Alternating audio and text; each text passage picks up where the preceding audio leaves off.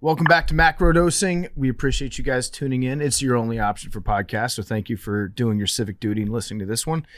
Today's episode is brought to you by Gametime. We love Gametime. Everybody went to a Mets game, or Yankees game. Everybody but me. Thank you guys. So you guys went last week. Avery caught a foul ball. It was a magical. You almost fucked up. How you fuck up the Yankees and the Mets? They're really the same team. No, not at all. But they're both good right now. They're both good. They're the same team. I can't tell the difference between Mets and Yankees fans. Like I can tell the difference between an Islanders fan and a Rangers fan just by the smell of them. When it comes to Mets and Yankees fans, they're two sides of the same coin as far as I'm concerned.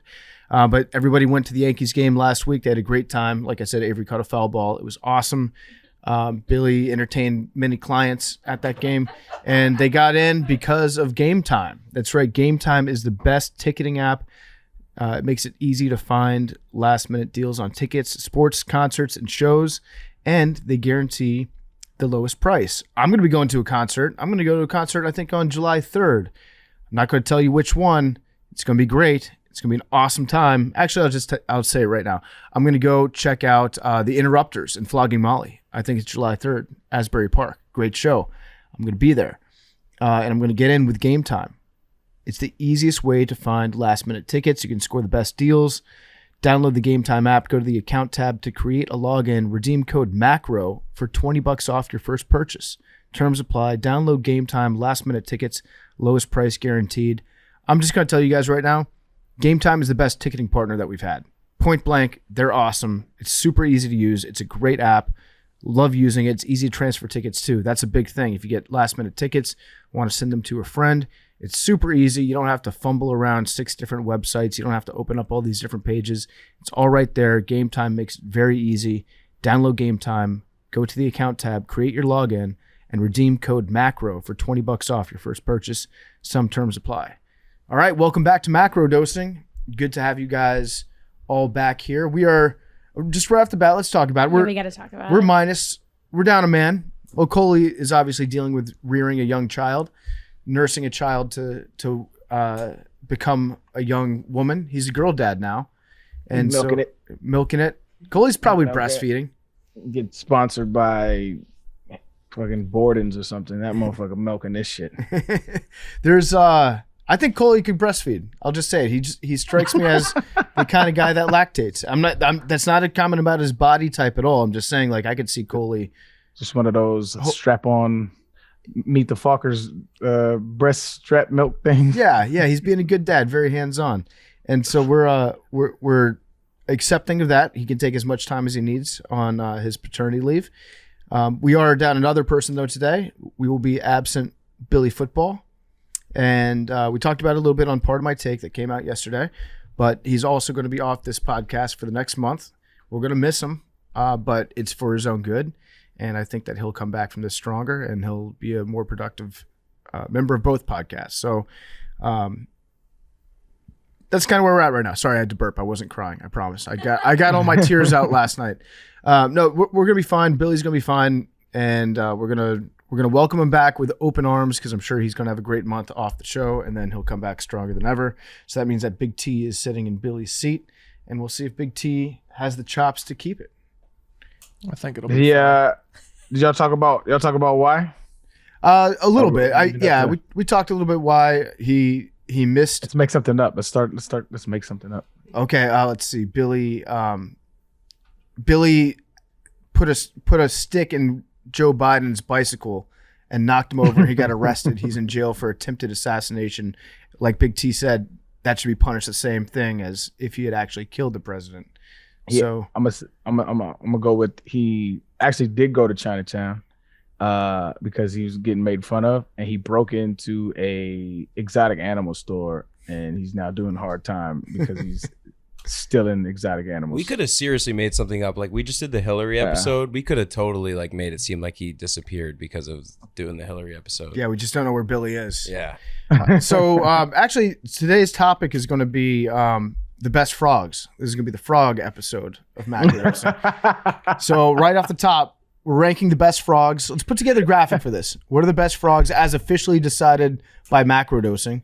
Since I'm sitting where Billy usually sits, I'll go ahead and do what he would do. Tree frog, I believe, is his favorite frog. So that's my number one. Okay. The one that they put on textbooks, he loves that frog. Yeah, the tree frog. Yes, exactly. The one that's on the Macrodosing t-shirt.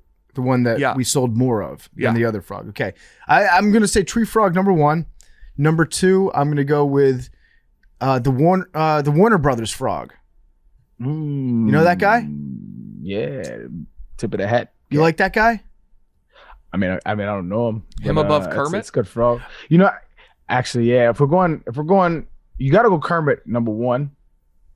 If we're going frogs, I mean, he's and then all-time. two, He's a goat frog. You know who go over the Warner Brother frog is the Benya bit from Gullah Gullah Island. What's that? What's that? You don't know Benya from Gullah Gullah? Type in Gullah Gullah Island, man. Is that a TV show?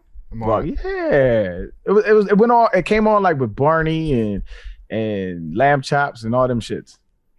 I've never heard of lamb chops either. That thing is so scary. Lamb chops? You never heard of lamb chop? I've never heard of lamb chop. This is the song that doesn't end. Yes, it goes on and on, my friend. Some people started singing it, not knowing what it was, and they'll keep singing it forever just because this is a song that doesn't end or never ends.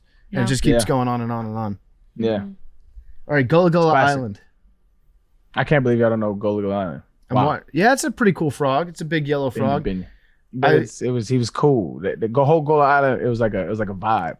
I like the paper frogs that you can make origami, and then you just push on their backs and they hop. And they bounce. Those are good frogs. Those are good frogs. What are some other good frogs? French people. That's what you call them. You call them frogs. What? You've never heard that? It's like a slur for French people. Yeah. Frogs? What is the diss? I don't understand. Don't they eat frog I think legs? grenouille. Oh. They eat Jean de Grenouille, which is frog legs, which are delicious, by the way. I don't know if you guys have ever had. I don't like the frog legs. videos. Have you seen the videos of the people who pour the hot oil on the frog legs when Oh, they're yeah. dead and then I'm out. Then they expand. Yeah. Yeah. I feel like Never seen that. in true Billy fashion, a big one that he talks about is the African bullfrog. Oh yeah, he does talk about that one. And then snapping turtle, number 5. Yeah. For best frogs. Yeah. So let's make a graphic. 5, snapping turtle. 4, paper frogs. 3, African bullfrog. 2, you want to go tree frog or Kermit the frog? Kermit, and then 2 tree Kermit, frog is one. and number 1, tree frogs. That's Billy's the, favorite frog that's in the- honor of him. that's In the honor. official list of best frogs Yeah. on Macrodosing. But yeah, so Billy will be back on. He's going to be active doing like the, I think he's going to manage the Discord Yeah. because we don't have a manager for that. I dubbed him head, like he has to figure out the Discord. Okay, Billy's in charge of figuring out the Discord. Thank you for everyone who's joined it so far, though. It's popping in there. We need some mods. I know. I've learned that a mod is what's needed in there, and we'll get that. Yeah, That's Billy's we need job. some mods. It's a free for all right now. That's Billy's job. All right, we've wasted enough time. Can we talk about Joe Biden falling off the bike, please? Yes, yes, we can. I mean, we Big spent 5 minutes not talking about Joe Biden falling off the bike. Not only him falling off the bike, do you see Trump's response to him falling off the bike? No. Oh, it's great. I will send it. Oh, he posted a meme. Was he like riding a skateboard? No, it's him swinging the golf club and the golf ball hits Joe Biden off the bike. It's unbelievable. I'll send it. All right, so Big T, walk us through it. Tell me about Joe Biden falling off the bike. You've been thinking about this nonstop. I have to imagine that your brain right now is just a continuous loop of Joe Biden falling off the bike. It was Saturday morning. I thought it was a joke. I didn't think it was real. I was like, holy shit, that guy looks like Joe Biden. And then I was like, there are a lot of cars like following it. I couldn't believe it was real because the video cuts off right as he falls. I was like, why would it cut off there? And it was from like a first name bunch of numbers account. Apparently it was real. I can't believe the Secret Service like let that get out. Yeah, well, there were a lot of people with cameras around. There were alternate angles too. It's wild. I don't think we live in that country though, do we? No, but it is. To... But I mean, don't you think they'd try to stop? No, I don't think so. Not really. I think that's good for anything. Any politician that has any kind of public blunder, it's good. No, like what do they say? No bad news, or what is it saying? Any news is good news. Wait, you think that So this is a good thing for Biden? Absolutely. Go on. I'm just saying, if you're in the news cycle, it's a good thing for you as a politician, because there's no such thing as like getting embarrassed publicly anymore. That doesn't exist. I mean, he has like the happen. lowest approval ratings of anyone we've ever had. The economy's tanking, and now he's falling off a bike. Well, I feel like that statement is going to be the case for every president from here on out. This is my bold prediction. So I don't know this for a fact. So you might have to fact check me on it, but I think that Trump was lower in his approval rating. Maybe, but he's historically low. I'm not like saying that Joe Biden is doing a good job. I'm not saying that Joe Biden is well liked, but I know what Arian's saying, which is we're so polarized right now that it's going to be impossible for a president to have like above a 60% approval rating. He's currently at 39 with nearly 50% of Americans strongly disapproving. Right. I remember Trump being like at 33, and I'm not even banking on Trump, but I just remember, and it depends on what poll and all that shit, whatever.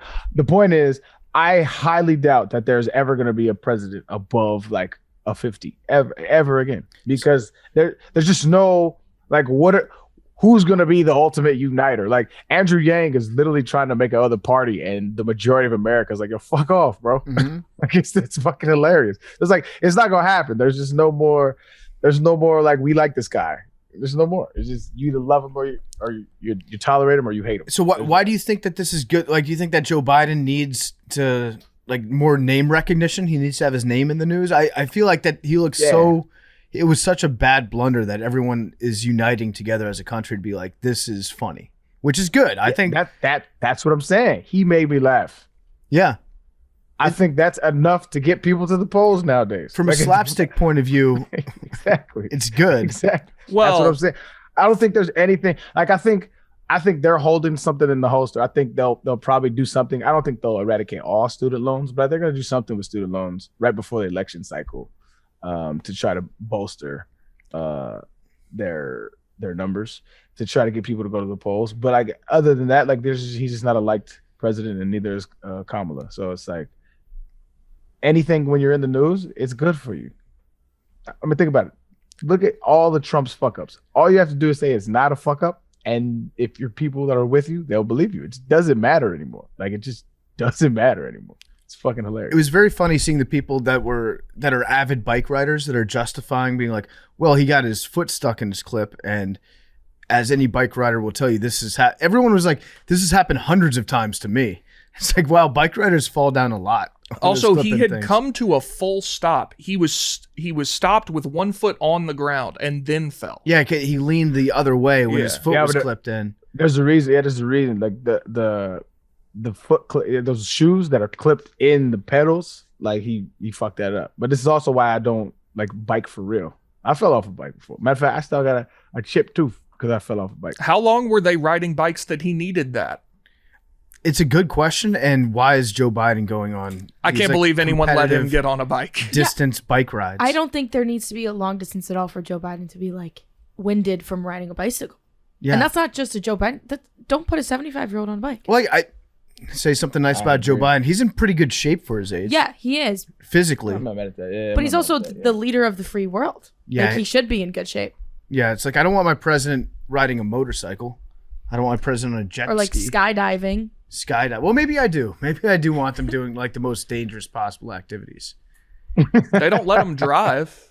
Like, why can he get on? I mean, is that a bike an age thing? They don't let any president drive. See, that would piss me off if I was the president. I'd be like, at some point, you just want to go get McDonald's. You know? I mean, they have people to do that. Yeah, but there's something magical about, like, maybe not magical, but it's nice to be like, hey, I want Chick-fil-A, and you get in your own car and you drive to the Chick-fil-A. Like, nobody has told Joe Biden or any president my pleasure after serving them a hot and spicy chicken sandwich. It's the small things in life. That's why they're so out of touch. I'm gonna go ahead and disagree. I would be perfectly fine with no longer having to get my Chick-fil-A and somebody getting it for me. I'm cool with that. Do you think that presidents play video games? No. This is like, he's old as fuck. You don't think Obama ever sat down and played Halo? Well, so I've thought about that. Like, you know, I talk to my friends every day, and I was like, if one of us became like, we get on, we play PlayStation like almost every day, and like if I feel like we're finally the generation that like will play video games well into adulthood because that's just like what we've done. And I was like, the president can't just like, can they still talk to their friends? Like, are they in a group chat with their pals? I don't think so. I think you like can't talk to people like that. I bet Trump was in a couple group chats. Nah, Obama was known for like texting people and celebrities and his homies, and nah. You can still. Well, I mean, it depends. Like, how good are your friends? Well, I remember Obama saying he had an iPhone that could do everything except call and text. They disabled that on it. Like he couldn't. It was just an internet thing. Damn. Yeah, I don't know enough about it, but I do know if you in a group chat with a bunch of the homies and you president, them jokes they gotta cease. Well, that's what I'm saying. I don't know. I'm pretty sure that you can have like some, you know how like Netflix or Hulu has like that shit where you can't screenshot or screen record anything. Yeah, there's gotta be probably like some on kind some of app. It's like let's have a group chat, but it's gotta be on here so I know you motherfuckers ain't snaking me. I think Mark Cuban made one of those. It's like an app. It's like a texting app, and everything disappears. Dat Chat made it. That's true. Also, That is true. Yeah. are they still a sponsor? I think once a sponsor, always a sponsor. That's fair. I don't think so. But yeah, you gotta if you are unable to still be on a group chat with your buddies as a president, that's going to be like that's a tough job. You're basically cut off from being real world friends with people. I feel like that would affect you mentally. Woe is president. Yeah, poor Biden. So, Big T, do you think this hinders his chances at re-election? I don't think it helps. I mean, I would put his chances at virtually zero. I don't think they're going to let him run again. I think in a way it might help him because I think it's going to make people be like, hey, there's no way that this guy should be president again. So he's just not going to run. Like, he was probably not going to run again before this happened, but this is such an embarrassing video that got out there. I feel like most people will be like, okay, Joe, we're not gonna put you through this. Can you imagine the first debate with Trump again, and Trump can just pull out the bike thing? Mm-hmm. It's so funny. I was walking back home yesterday, and I saw a copy of the New York Post at somebody's like front door, and it said, Biden hits new low with a picture of him on the bike, just like the economy and his approval ratings, I think. That's good. It was good. It's good stuff. Slow hanging fruit. That's That's the better. New York Post. I expect better. Yeah. But yeah, so it was a very funny day on Twitter. It was good though, because most people were laughing at it. There were some people being like, why are you laughing at this? He's old and he could have gotten seriously hurt. Like, who gives a shit? It was I funny. hate those people. It was funny. People that, and I was saying the other week on this show that there's like an opportunity for somebody to be the Joe Biden stan and to be like, I love Joe. Great job, Joe. You're killing it, Joe. I saw a few of those people out there on Saturday being like, instead of making fun of him for falling off his bike, maybe we should be applauding the fact that an 80-year-old guy is out there getting exercise. No, that is a horrible take. It's a bad take. It is weird though how we're obsessed in this country for the most part with electing old people. Like It's the weirdest. we shit in the love world, old bro. people. Well, we love the idea of old people. Like, they get on our nerves in every facet of our life, and it's the funniest shit in the world to me. Like, older societies, like they used to like revere old people. They were full of wisdom and like, but now in our society, it's just they're a nuisance. They're in the way. That's And the thing. We love wisdom. We don't necessarily. We love the idea of wisdom, but we don't love old people. Yeah, we don't like where it comes from. We don't like the source. Yeah. So Big T, you think he's not going to run? I can't imagine. We know he can't bike. Good one. Yeah, I mean, who are they? We've talked about this several times, but like, they don't have a good option. No, somebody's going to come out of nowhere. I was talking to my dad on Father's Day yesterday, and we talk about politics sometimes, and we were just talking about what's going to happen in the next election cycle and who's going to run. And I came to the conclusion that I think it's somebody that we might not even think of as being someone who's going to run for president. It's going to be someone like Obama was in 2008. He kind of came out of nowhere. I feel like that's what's going to happen with the Democrats. But he had like a lot of momentum pre 2008, like in his city.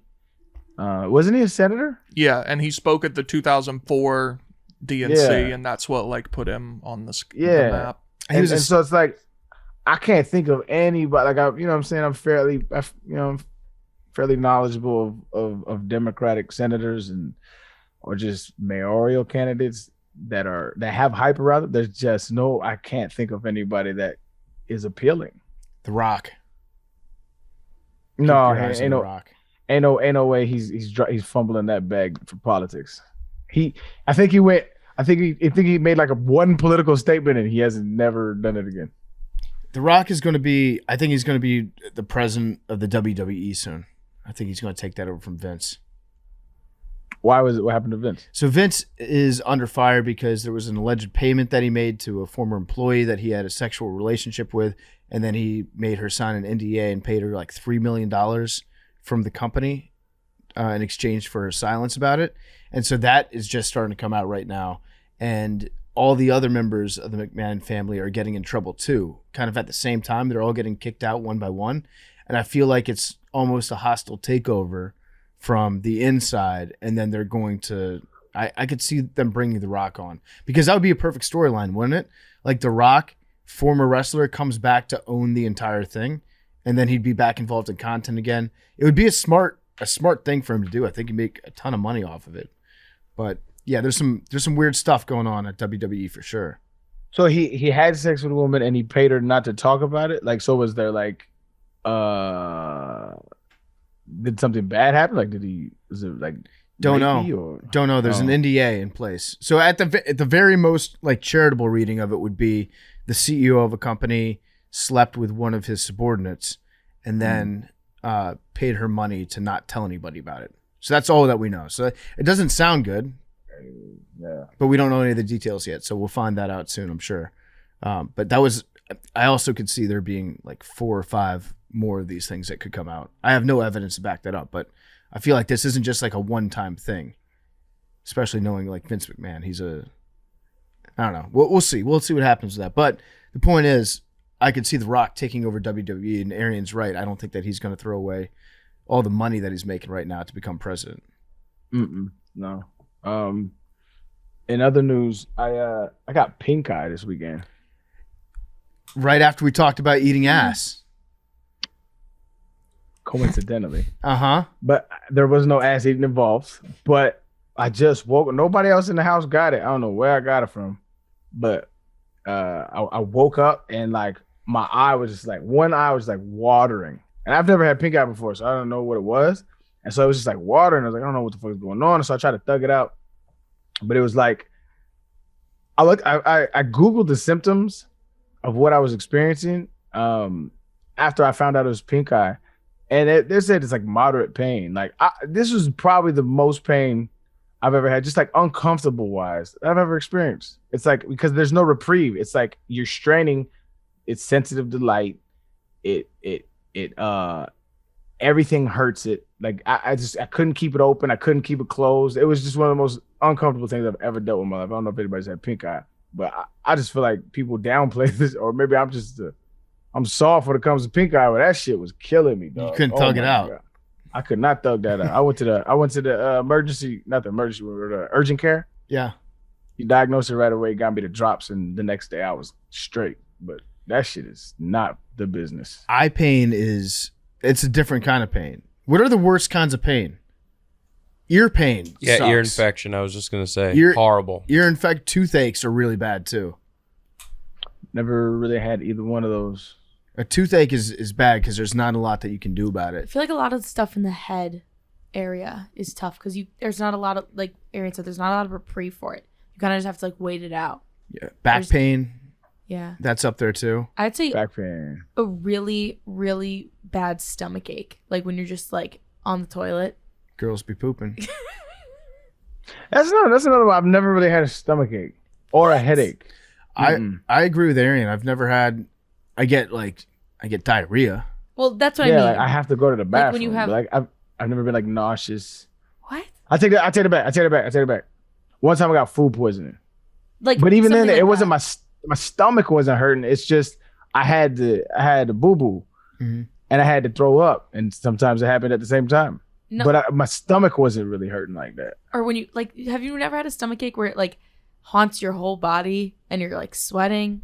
Yeah, you're talking about like if there's a difference between being nauseous, having to shit, and then like a stomach ache, which is more of like a stabbing pain in your stomach. I don't really get that sharp pain in my stomach, but I know what you're talking when you get the bubble gut. Yeah, and you have to shit and you're sweating. Yeah, that's. I wouldn't even call that pain though. I just call that like but that's like the discomfort. The discomfort is so like all consuming because you can't think, you can't talk. So it's like you backed up. It's like right before you touch cotton. You know. What do you mean? When you're touching cotton, you got about to boo boo on yourself touching cotton. Oh, okay, got it. Yeah, I got it. I've never heard that before. I'm gonna start using that. Like touch grass. Yeah. Oh, you know what else? Another bad type of pain? Nerve pain. Nerve pain sucks. I'm not old enough to get that yet. If you had shingles. What do you mean, Mad Dog? Damn. Like only old people experience this. That's fucked up. My example was going to be shingles, and I'm realizing that's not a great. That is an old person. I had nerve pain when I slipped a disc in my back at L5S1, and before we went into surgery, it was a nerve. And so like I say, I'm sitting down and I tried to kick my leg out. I could not do it. It sent a shot up my spine. It's like a sharp ass pain, unreal. And actually, to this day, on my neck, I was going in for a touchdown and somebody hit me on the side of my head.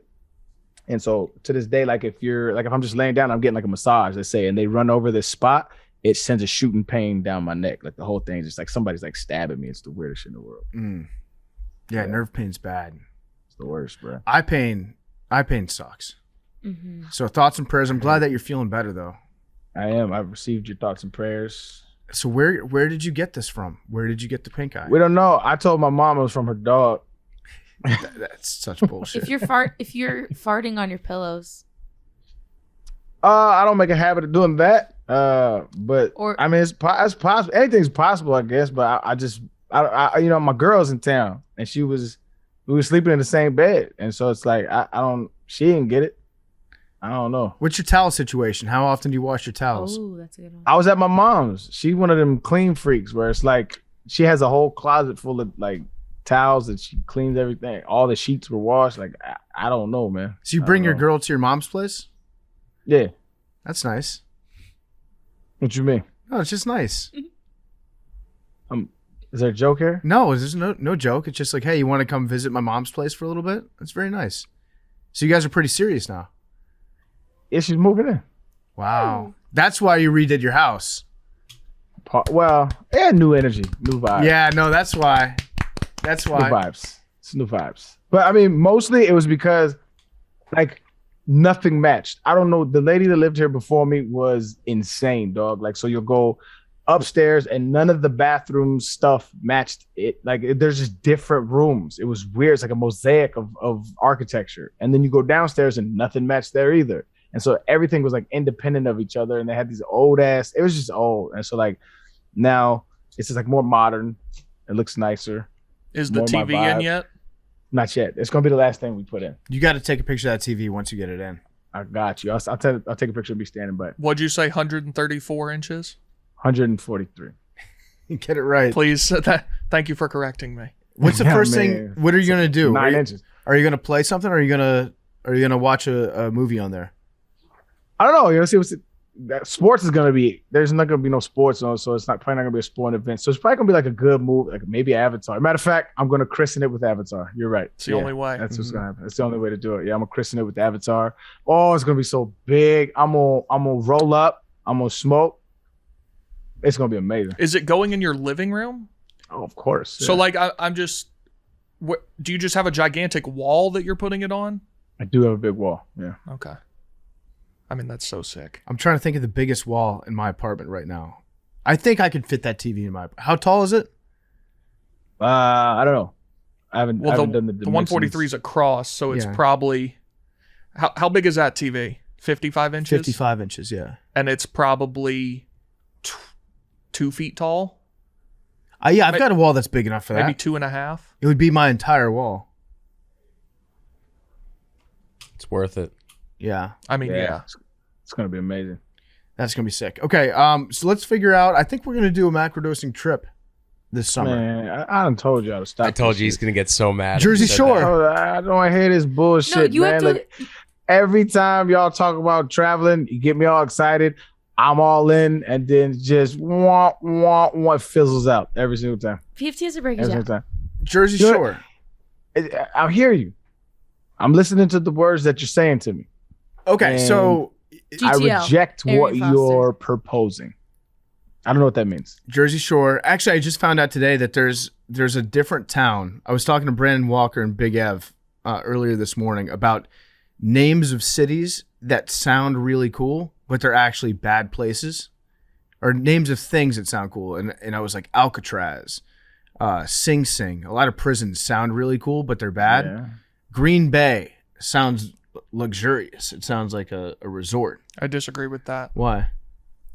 Green Bay? Green Bay. Yeah. I mean, I guess it's hard to tell because we already know what it is. It's like Greenland.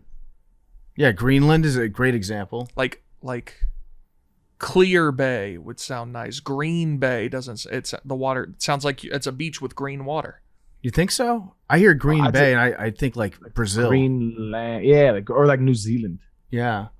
I don't know. I don't like Green Bay. But Big Ev brought up that there's a town in Pennsylvania called Jersey Shore, Pennsylvania. And it is right smack dab in the middle of the state. It's Brilliant like, marketing. it's next to Williamsport where they have, isn't that the College World Series? Little League or World Little Series. League World Series, sorry. And it's just a town completely landlocked. It couldn't be farther away from the ocean, but it's called Jersey Shore, Pennsylvania. And it's the most misleading name for a city of all time. I checked out on Google Maps. It looks like the most boring town. I wonder if we have any listeners out there from Jersey Shore, Pennsylvania. Is that what you're proposing? We go do it in Jersey Shore, Pennsylvania? No, I'm saying like down the shore, the Jersey Shore, by the real ocean. Jersey Shore. Yeah, we'll get together in July. We'll go to the beach house, Gym Tan Is it gonna Laundry. Gym Tan Laundry, do it up not gonna big. happen. Avery Not will gonna show us around. Avery's a Not gonna Jersey happen. Shore guy. Jersey Shore guy. Mhm. And I'll have the Bronco. We'll go doors off. Oh, I love it. So I'm gonna get the company Silverado Hell yeah. for the month of July. The only thing is, I talked about this in part of my take, but I was gonna get it turned into a shark. They were gonna wrap it so it looked like a shark, just because I thought that'd be cool. And I don't know if I'll have time to get it wrapped because they're using it in the Pride Parade. The Out and About guys are taking the Pride Parade, and it's gonna have like massive rainbow flags on it, and it's gonna have like Joey and Pat on the side, on the back. And so I think I'm just going to pick it up I think- from them, Take it. and I'm going to have it the entire summer as like the gayest truck in the Jersey Shore, and I'm going to be driving it around all summer. Is it the same truck from your drive to 405? Yeah, it's that same truck. But You have we're a lot of wrapping it up. memories in that truck. A lot of memories in that truck. And I'm very excited. It's going to be very funny to have that truck, especially because I think the house that I'm renting out is directly next door to a church. So I'll be parking the giant gay truck in front of the church. That'll be fun. That'll be very fun. So are we gonna make it happen or no? Yeah, let's make it happen. We'll do a podcast from the shore. Yep. We'll see, baby. We'll do the I'm ocean game. ocean part 2. Oh. We getting drunk? Billy will. No, we said when Billy comes back, it has to be like a coming back party, but he can't have alcohol. Like we're all drinking, but he has to have like Sprite and soda. That's funny, man. It's not funny, but it's pretty funny. Yeah, no, he's gotta learn to focus a little bit. He was out entertaining clients though. That's what he was doing. Mhm. You know that I wonder Actually, if Arian. Miss Billy's gonna listen to this episode. he's not. Huh? No, I said, what if I wonder if Miss Billy's gonna listen to this episode because Billy ain't on it. Oh, his mom? Yeah. Yeah, probably. Hi. Hi, Miss Billy. We love your son. We're just trying to teach him, trying to help him grow. You know, actually, she probably knows more than anybody what we're going through right now. That's only something that Facts. someone who loves him would do. If you didn't give a shit about him, you wouldn't try to correct him. Correct. I love Billy so much that I'm punishing him for his own good. I do feel like a hurts dad. me more than it hurts you. It does. I'm not angry at him. Well, I am a little bit angry, but I'm also just mostly disappointed. But it was so funny, Aaron. I don't know if you are aware of this, but when he gave his excuses as to why he was unable to make the show on Thursday for Part of My Take, he said because he's been out entertaining clients a lot this week. And you know that he included the trip to the Yankees game. He said that was entertaining clients. Because was I a client? Yeah, you're a I'm client. Yes. Got you. You're one of Billy's clients that Damn, he threw me under the bus. no, he was saying that he was like doing you a favor and that he had to do this for his job. Yeah. And he didn't want to go out to the Yankees game and drink beers, but because there was a client in town, he was kind of forced to. When duty calls, you know. Well, and Gametime was a client. Coors Light was a he was entertaining. I mean, several clients. Coors Light, Many Gametime, clients. Arian. Uh-huh. Is his mom a client? I don't know. The Yankees. Yeah, the Yankees are technically a client because he has to talk about them for his job. He's one of a kind brain. funny. But we're gonna be happy to have him back when he gets back. He's still gonna be doing stuff for us. So anything else we want to get into? What's going on with everybody? Joe Biden fell off his bike. I mean, that was my entire weekend. What was your favorite part of him falling off his bike? It all happened so quickly. He comes to a complete stop. It's not like he was rolling and hit something and fell off. Obviously, that could happen. He comes to a complete stop, puts a foot on the ground, and then fiddles with the thing on the pedal and falls over. It's hilarious. Yeah, it is. Is this funnier than when Trump stared at the solar eclipse? Trump had so many good memes. Like, yeah, but Trump's volume of hilarious things he did is much greater. Mm-hmm. But this one incident, it's just such a confluence of things that should have never happened that makes it so funny. Yeah, I think you're right. The body of work, the totality of the body of work for Trump is much stronger. Oh yeah, But this, I think, is brighter than anything that Trump's ever done. correct. This, yeah, it's like who would be a good athlete to compare that to? Like longevity versus. Like Jeremy Lin. Yeah, this was Linsanity. This is insane. Yeah, I was gonna say Peyton Hillis, but yeah, Jeremy Lin's a better one. But it's like comparing Peyton Hillis to Arian Foster. Is like Only one Joe of them was Biden. ever on the cover of Madden. Joe Biden. That's fact. I'm so about that actually fucking happens. That's crazy. To this day, you had a whole bunch of cats actually that should have been on the cover that year. Did anybody ever reach out to you to be like, "Hey, you might be on Madden"? Yeah. I think every team had a candidate, and I because of that year I led the league in rushing and touchdowns and like all-purpose yards, everything. And so they were like, "You're doing it for your team," and so it was like a bracket, I think, from my memory serves me correctly. Yeah. But like they had like Mike Vick had a good year. Like he should have been on there. I don't know, man. Like Peyton Hillis was just like an average running back that year. He was just big and white. Yeah, that was Michael. I think he finished like second in MVP voting or something that year. He came back and was bro. awesome. There was like 30 guys that should have been on the cover over Peyton Hillis. And no shade to him. I'm sure he's a great guy. Peyton but Hillis in 2011. Oh, so it would have been 2010 because it was Madden 12, which came out in 2011. In 2010, he had almost 1,200 yards. Good. How many touchdowns? Well, he wasn't even like top 10 rushing. I Yeah, don't think. probably not. 11 touchdowns. So like Not a even. solid season. But what did you do in Yeah, he had a 2011? good. He had a good Pro Bowl year. Yeah, I mean, No, it would be 2010. 2010. and what did the Browns go that year? In I 10, think you had 7-9. 1,600 yards, 16 touchdowns, 101 yards a game, 600 yards receiving, which is for your average hands, that's fine. Oh yeah, you made it to the Final Four. It looks like this was in 2013. No. But this No. this is a different one. That's later. But in this one, you beat Colin Kaepernick in the semifinals. Damn, how does that make you feel?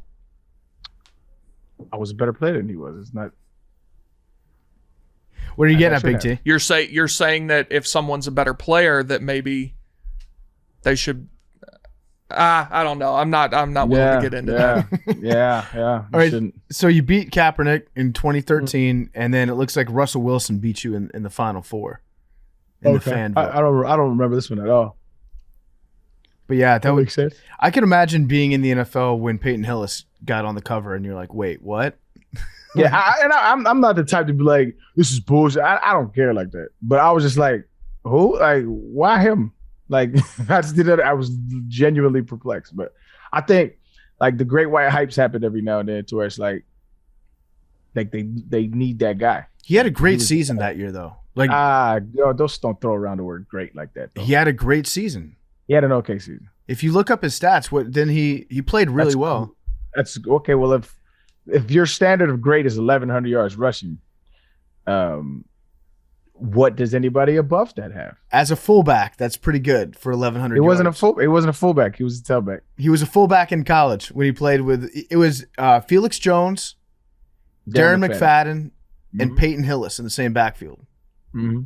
Crazy. That was a fun Arkansas team to watch. Those Arkansas teams for those couple years were so good. The Wild Hog offense. Yeah. Just a great we name played for against. it, too. We whooped their ass my junior year. Big T. Did we talk about Tennessee losing in baseball last week? I don't think that we did. I don't remember. No. How bad were you down when they lost? Very. Well, I think we did talk about it. Oh, we Yeah. talked about him being suicidal. Yeah. We had suicidal Big His T. poetic. Honestly, like I said this to somebody earlier. Obviously, I wish Tennessee was in the College World Series. Like I wanted them to win it. The College World Series needed Tennessee in it because it's just been kind of like I haven't seen like it's Stanford and like Notre Dame and Ole Miss who was trash and shouldn't even made the tournament. Like nobody, it needed a villain in it for people to root against. You don't think Notre Dame can be villain? No, everybody loves this Notre Dame team because they took out us. What about Texas? They're already out. Yeah, they made it though, didn't they? Yeah, they went 0-2. And Texas A&M beat them. Went horns down. Yeah. There was one person that was assigned to. They were going to sing the national anthem at the College World Series. Saw that. But they were uninvited because of their offensive display that they had made in the college, the women's college softball World Series. They did horns down, and so that's basically a slur. Texas is so funny how they get so mad when people go horns down, and they do not realize that the angrier you get at somebody doing horns down, it's going to make everybody want to do it more. And what's about to happen is, remember, it was last year or the year before the Big 12 made it a rule that like it was a personal foul if a player did it. The SEC is not going to treat them like the Big 12 does. They're not the big dog anymore. And when they go to SEC stadiums and fan bases, they're going to be in for a rude awakening, I think. It's all horns down all the time. I mean, the conference that they're in currently is Texas and Oklahoma. Like, they would do whatever they asked, and that's not how it works in the SEC. Yeah, it's the Streisand effect. The more you tell people not to do something, the more they're going to want to do it. You said Streisand effect? Streisand effect. You know about the Streisand effect? I know Barbara Streisand. I don't know much about the Streisand effect. So she had a house that was on a beach in California, and somebody went out there and took some pictures of the beach. They weren't even specifically taking pictures of her house, but her house was included in the pictures that were being taken. The photographer tried to sell these pictures, I don't know, to like a calendar or to a magazine photo shoot or whatever, and Barbara Streisand sued the photographer and said, you can't use any of this stuff because my house is in it. I don't want people to know where I live. And because it became a public lawsuit, it made so many more people find out about it than if she had just let this guy publish his stupid photo. Right. And so it's everybody started taking pictures of her house. Yeah, exactly. It's one of those things that gets like when Dan Snyder, the owner of the Washington Commanders, sued the Washington City paper because they wrote an article being like, here's an A to Z list of reasons why you should hate Dan Snyder. Because he sued them, it brought so many more people, it brought so much more attention onto the article that not that many people would have read to begin with. So it's that's kind of like what Texas did by making them try to do a rule change saying you can't go horns down anymore. Everyone's like, okay, well, now we know what really pisses you off. Thank you for telling us that. We're going to do it all the time. That's hilarious. My question is, why is Tennessee a villain in baseball? I don't understand. So this year we went like 57-6, something just stupidly good, and they talked a lot of shit, and like they flipped outfielders off rounding first base, and everybody hated the way they played, and they embraced it. They were like, we know people hate us and we like it. And I like that. And then they lost, and people like took their shots at them, which is fine. That's what's going to happen when you act like that and then lose. And so like, obviously I wanted them to win, but like, I think just if you enjoy college baseball, it would have been good to have them in the College World Series because everyone loved rooting against them. Yeah. Which was good for the sport. Like they brought attention. You need people like me. Famous Scarface quote. Mm-hmm. Avery, what's up with you? What's new? Nothing much. I mean, the Rangers lost, so that's over for me. I'm going to be traveling a lot. I won't be on the pod for a little bit. In the next month, I'm going to Scotland with the Foreplay guys. I'm going to San Francisco for a really cool shoot. I can explain more in the next couple weeks, like when we do it. And then we got the Chicklets Cup in late July. I'm playing in that, roller hockey. So it should be fun. But in terms of the podcast, we got the science fair coming out this week. I originally said Tuesday. They might be pushing it back a little bit, but it will be out this week, and I'll have more on that after today. All right, check it out. And you're going to Scotland. That's going to be awesome. Yeah, I've only been out of the country twice, Aruba and St. Martin, which is like really not like out of the country. It's more just like Caribbean island in terms of like actually going to like Europe and being able to explore the rest of the world. So I'm excited. Are they going to treat you like kings over there? We're going to be there for 10 days, so I'm assuming at some point, yeah. That's awesome. I know. I'm just really excited to see St. Andrews because if people don't know, like St. Andrews is like in the town. Like you're basically like, it'd be like if you're walking in Manhattan and you made a right and it's just like a golf course, like just sitting like on the street. It's insane. So there are a bunch of videos that came out over the last week of what the course looks like right now. Yeah. And people are just letting their dogs run all over because it is in the town. Yes. They just take their dogs out to the golf course for a walk. It's insane. I'm so excited. It's 150th. If you guys want any merch or anything, I'll be texting you guys. And how old is the old course? I don't know exactly. Sure, I could do a little Google here.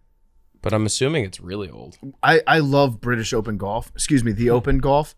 Because it's kind of similar to the US Open in that the courses sometimes can just be made as fucked up as possible just to mess with the golfers.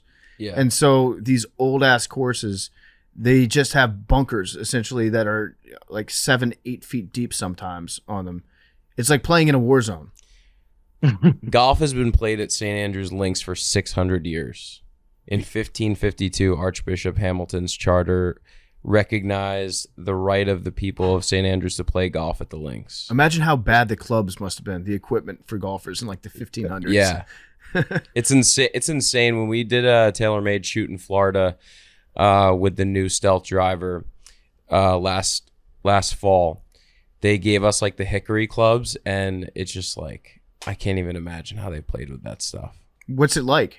It's just like there's like no forgiveness. It's extremely hard. Like even the pros they struggle hitting that. It's just like thinner face, and it's just wood. It's not. There's no like carbon fiber and all this crazy technology. What did they make the balls out of back then? That's interesting. They gave us one, but I forgot what they were made out of. It's like crate. Let me look. Probably bone, I would imagine. Yeah. Like everything back in the day used to be very violent. Any sort of recreational activity, you had to get something that was made out of bone, or like if you wanted to play an instrument, like the violin, the strings were made out of cat guts. Or yeah, it was made out of cow or horse hide. Or like drums, like our the skin. Yeah. Mm-hmm. What's that? Yep. Mad Dog, what are you up to? My mom's in town this weekend. She says hi to everyone. Whoop. So she made me organize my apartment all weekend. I just moved, so she made me organize my apartment. She sang karaoke this weekend. I got her to sing karaoke. What'd you sing? She sang "I Got You, Babe" by Sonny and Cher with another employee at Barstool Sports. Who was it? Corey Rutledge. Awesome. Yeah. No, so she was in town. She likes to do this thing when she's in town where, like, she stayed out till like 4 a.m.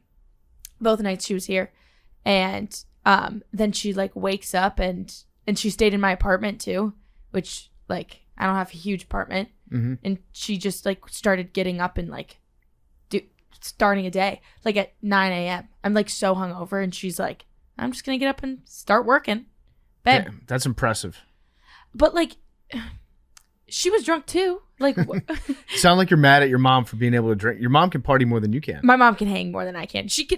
I mean, you guys met her. She can hang, but I felt really dumb because I was like, well, shit. Like, my mom's really outdoing me right now, and I just had to kind of take that with me. But That's Yeah. like it's like when you play basketball against your dad in your 20s and he's just wet from the outside, and you're like, "Fuck, I still can't beat this guy."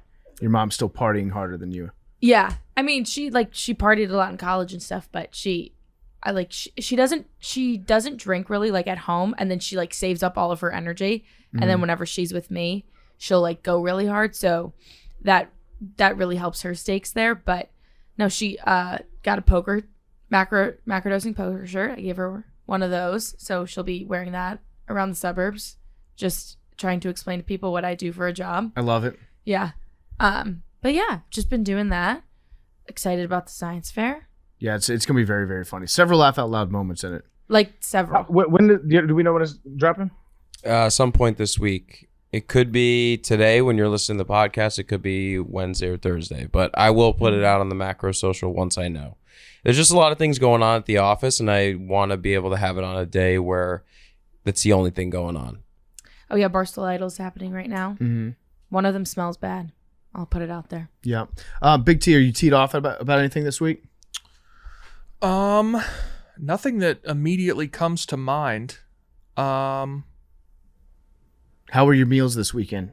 Any unnecessary You had a good condiments? French Oh toast. no, I'm actually the antithesis of teed off. Great, just plain. I tweeted it out. Teed up.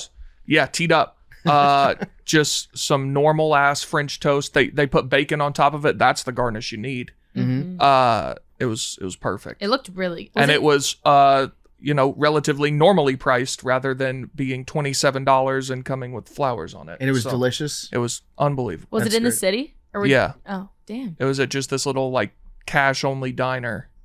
You're talking about Le Bonbonniere. Yeah, it actually has a super fancy French name, Yeah. and it's like just the greasy, like as close to Waffle House as you can get. What's here. it called? Le Bonbonniere? Le Bonbonniere. Yeah, no, Big T's right. It's a great place. It's cash only. It's tiny. They actually, during COVID, they built the outside spot that they have now for it. It used to be just a small indoor place that probably had Just the inside? maybe 20 seats. Oh, not even. There's Yeah. like 4 tables in but there. it's delicious. Oh, it's If you awesome. watch The Marvelous Miss Maisel, they go there. It's called Mm-hmm. That's something the place different. they go? That's the place where her and her husband have sex in the bathroom Holy in like shit. the first season. That is a small little place. It's a small little place. It's great though. So yeah, I will give them a free plug Absolutely. because they are good and they gave Big T some high quality French That- toast. It was I gotta great. get you guys over to New Jersey. I turn a corner everywhere. There's a diner. You'd be in heaven. You'd be in food heaven where I live. I agree. Yeah. I'm sorry you're chained up here. Buddy. You're you and me welcome both. anytime. I'm always like whenever I think of it, I'm always surprised when I remember Big T lives in Manhattan. Yeah, Like- it sucks. big city boy. Big city boy. Like I can see Big T being like really, really thriving in Hoboken. I can't do the I can walk here. I can't let go of that. That's true. Yeah, it is nice. I had a delicious breakfast yesterday. I'll give a free plug too. Maybe one of the best breakfasts I've had in a long time. Taco Bell breakfast. Shut up. I'm a breakfast defector. I am thinking outside the bun. Taco Bell breakfast is legit. I had a breakfast crunch wrap. Holy fuck. Did you get eggs from Taco Bell? Yeah, you're goddamn right I did. They're huevos, actually. Huevos. Sorry. And I got the sausage breakfast crunch wrap. It's got like cheese. I think there's rice in there, eggs, crumbled up sausage. It is fucking bomb. It is maybe the best thing that I've ever had at Taco Bell. Shut up. Are you serious? Yeah, it's so good. So good. Yeah, I'm not sure about the that. Try it, Aaron. Try it. Everything You're gonna else, love it. like the sausage, the rice, all of that, the eggs is what sketches me out. Why do you have a problem with Taco Bell eggs? Because I don't think they're made from real eggs, What are they made from? like powder. I think it's real eggs. Like I'm think? 99% sure these were huevos simplistico. no ranch. Huevos verdad. Mm. Real eggs, true eggs. True eggs. Yeah, these were, and it was the verdad. It was the truth. It was fucking delicious. And it was, I had hash browns, and then they have Cinnabon bites. Those things are so fucking What good. is this shit called again, bro? Taco Bell? the I'm talking about the breakfast crunch wrap. breakfast. I'd love a crunch wrap. I'm telling you, it was everything I've ever wanted from a fast food breakfast. But what made you like you hungry and then you?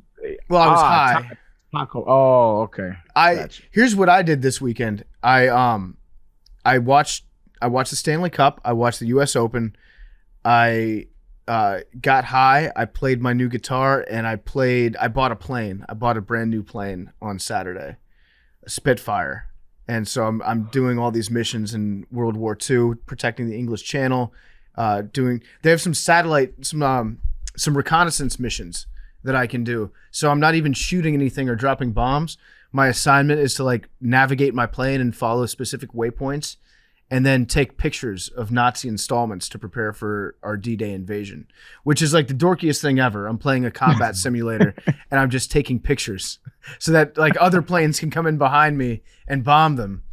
But I was taking the pictures. I was looking at them as they came through. I was like, that's a fucking great picture. I positioned my plane perfectly. Nobody saw me. Did you love the NFL head coach video game that they came out with once and never made again because nobody bought it? It's like you don't play football. You just do all the administrative things of being a coach. I would actually love to play that right now. I had it, actually. I wonder if I can download that for my computer.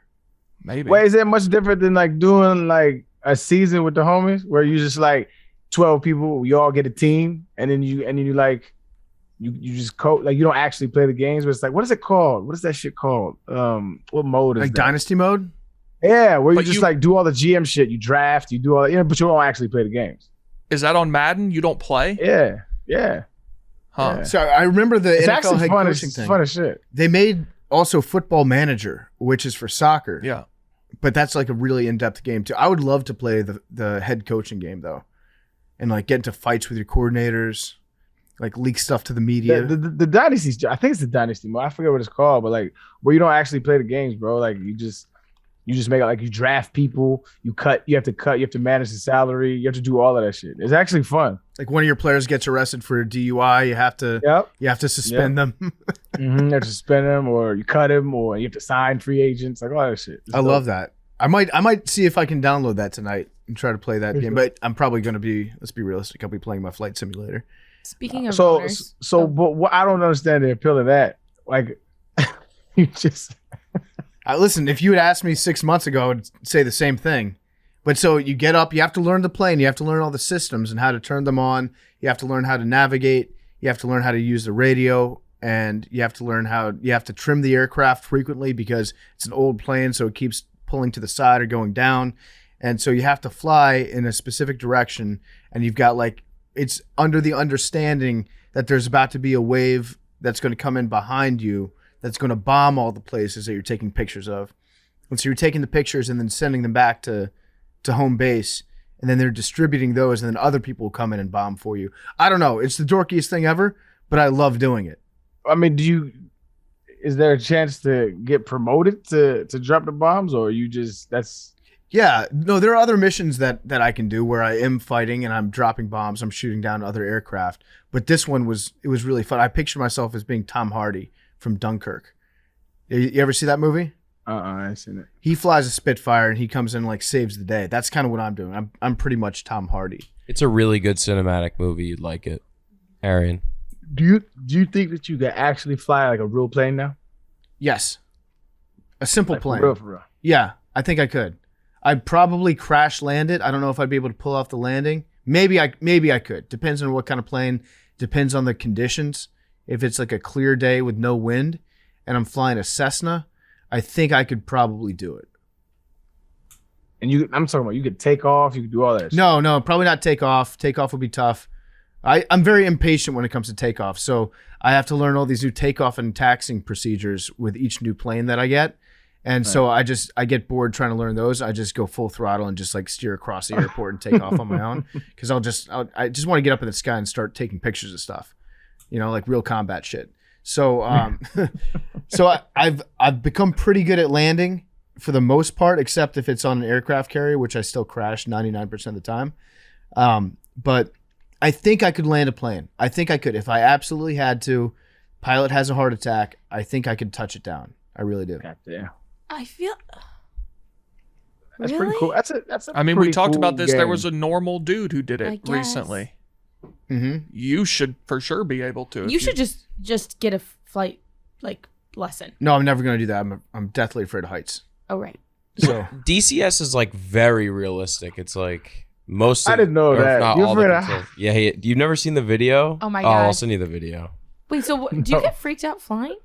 No, I'm usually okay flying. Because you're not the one in control. Yeah, and also I'm inside a metal tube, so I feel like I'm inside. I'm not.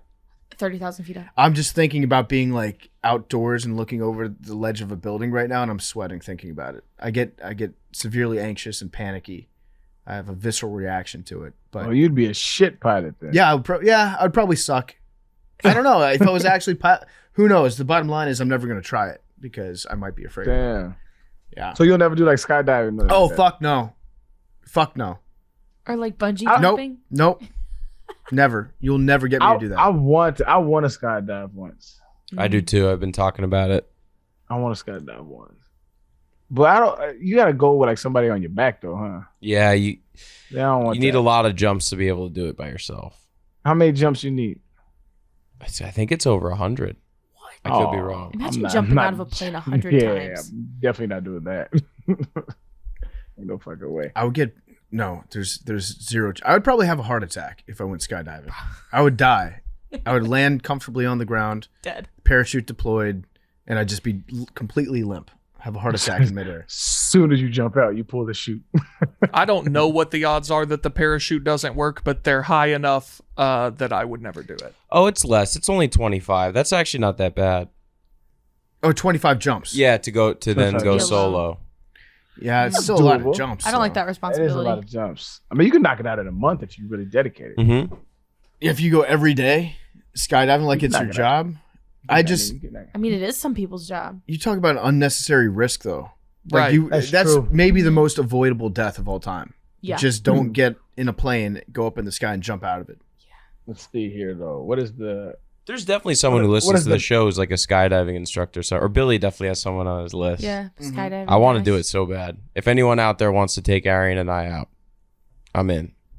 Mm-mm. Big T, you out on that? Yeah, absolutely not. Also, it seems like something that might not be Big T friendly.